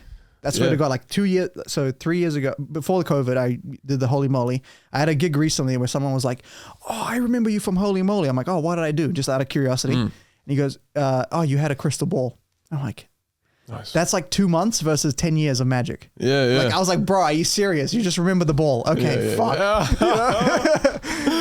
Oh, you hate to see it, bro. Yeah. Oh, shit. It is what it is. I've actually tried. I'm going to start this new procrastination kind of like deleting method. I'm not sure I haven't coined the name for it yet. And I think I can't remember where I heard it from, but it's not mine. It is someone close to you. Well, step one, you set a couple goals for that week, right? So Monday to Friday. Monday, let's say I want to design the main structure of my whatever. Number 2 is setting up a bill of materials of what that project's going to be. Number 3 is ordering that, and then like the Monday to Friday, obviously, and then every day that you don't achieve what you want, you send them a certain amount of money, which hurts but isn't going to break you. Yeah. I think. What's his name? Who did it? I can't remember. He's a known podcaster, and that's gonna be $50 every day that I don't fucking do it. Yeah. Because it's not gonna kill me, but it is gonna mean that I can't get breakfast on a Saturday anymore. Like I love a breakfast on a Saturday, and that $50 gone out of my account, I can't afford it anymore, right? So That's a good idea. Yeah. Yeah, man. It makes you feel, but you have to be honest to yourself as well, right? Because they're not going to be over your shoulder all the time. I mean, that's another strategy you could probably do, just have someone watching you all the time. I hate that because I get triggered because my mom used to do that. And okay. That's the reason why I was such a smart kid, because my mom would force me to do shit. Exactly. But when my mom wasn't there, I wouldn't do shit. So hey, man, we're all crafted out of discomfort, man. That's it. Yeah, that's 100%. That's it. What I find is that it makes the discomfort a lot worse and that resistance a lot easier to deal with if you have momentum. Momentum is a huge thing. For sure. And it's hard to get when you have none. But once you have something, you can build up on that, you know? So even if you do a little bit, and the next day you do a little bit, like that builds up. So like I find it relatively easy to do a whole week of editing at the moment, because it's like, okay, I have 3 podcasts unedited. Fuck, we got to put them out. Friday's the deadline. Okay, I'm just gonna sync it today. So because there's an annoying thing with our system that like means that the audio is slightly out of sync. Okay, I'm just gonna sync it. And the next day I'm like, okay, fuck, I've synced it, so that's easy. I'm just gonna watch it and just like cut it up and see where the good bits are. Yeah. You know? And then once I've cut it up, I'm like, I have all these ideas of how I would edit it, how I would do this, and so now all of a sudden I'm like excited to edit, whereas before I was like, it's a big task. Yeah, there must be a reason why the fuck you're doing this, man. So you must enjoy it in some way. Absolutely, but it is work at the end of the day, right? Like I fucking love rockets, man, and I'll go in there. So you'll catch me at like 6:30 a.m. going like, fuck, why am I getting up? Why am I drinking coffee in my place? I don't want to fucking work, man. And I get to work and I realize, oh shit, I'm just working on like an engine. Or I'm like, oh shit, I got this really cool problem that I have to fucking solve today. Or I have a presentation where I get to talk about some like 30 motherfuckers have to listen to my passion that I just love telling people. Yeah. Like there's a reason why I fucking do this stuff. But for some reason, the human bullshit is always resistant to this kind of stuff, man. It's weird. Even with gigs, man, like before the gig, I'm like, bro, I hate my job. I don't know why the fuck I do this. What the fuck is this? Because I'm so anxious. I'm so like the resistance is so high. I'm gonna have to go into a place. Everyone's drinking. Drunk people trigger me for other reasons. Yeah, they sort of like I've had a lot of like instances where like I've been attacked by drunk people and like drunk uncles and shit like that. Yeah. So I'm always like, bro, like this is fucked. But then when I actually perform and I see their reactions and I see how they're like, and like the sort of the ability to enter so basically enter a social situation and completely take it over. That's magic. Fucking fun, right? For like, sure, yeah. So just completely like dictate like, I'm going to walk in, I'm going to be a rude as fuck because I'm going to interrupt you in the middle of your conversation. You might have not seen each other for 3 years. I'm not going to give a fuck because I can't. Yeah, fuck off. And then I'm going to basically dictate the next 15 minutes and you're going to want more. Like you're going to literally ask me for more. Like that's pretty fun. Like it's a bit of an ego stroke. I'm not going to 100%, bro. So there's that aspect of like, that like fun aspect. And then after the gig, I'm like oftentimes literally shouting in my car on the way back. I'm like, fuck yeah. Yeah, man. But then the next time it's hard again. Like the next day, like I have a gig, I'm like, fuck, why? 100%. And it's I don't know. I see what you're saying. What the fuck's life? Yeah. What is life, man? I don't fucking know, man. If you know what the answer to that question is, answer it in the comments. Tell us, you have a camera right there. Yeah, what's up, man? Sorry, I was stealing yours. You're good. All right, man. Thank you for coming on. Hey, bro, no fucking worries. That was really fun. It was awesome, I'll have you on for demonetized hours. So that's what's officially the official name, but on the low, it's called Sick Cunt Hours. Fuck yeah. Because only sick cunts are invited. Yeah, fuck yeah. So we'll have you on at some point. Gotta answer some magic. Oh shit, bro, it sounds awesome. Now, do you have any social media that you post or not really? Nah, man. Cool. All this shit's too secret. I'd love to. A lot of the motherfuckers we got on, like the jiu-jitsu guys, the magicians, they're all fucking come public figure type shits. Hey man, one day I'll be the new what's the guy that used to do the those like science shows, the physics shows. Bill Nye. Oh yeah, man, that's the dream. Yeah. One day I'll let you know when I get that going. Fuck yeah, dude. Start now. There's no time 100%. 100%. I'll get a theme going. Anyway, thanks for coming, Brad. Hey, no, sweet as brother. That's been a podcast. Cheers, man. Bye.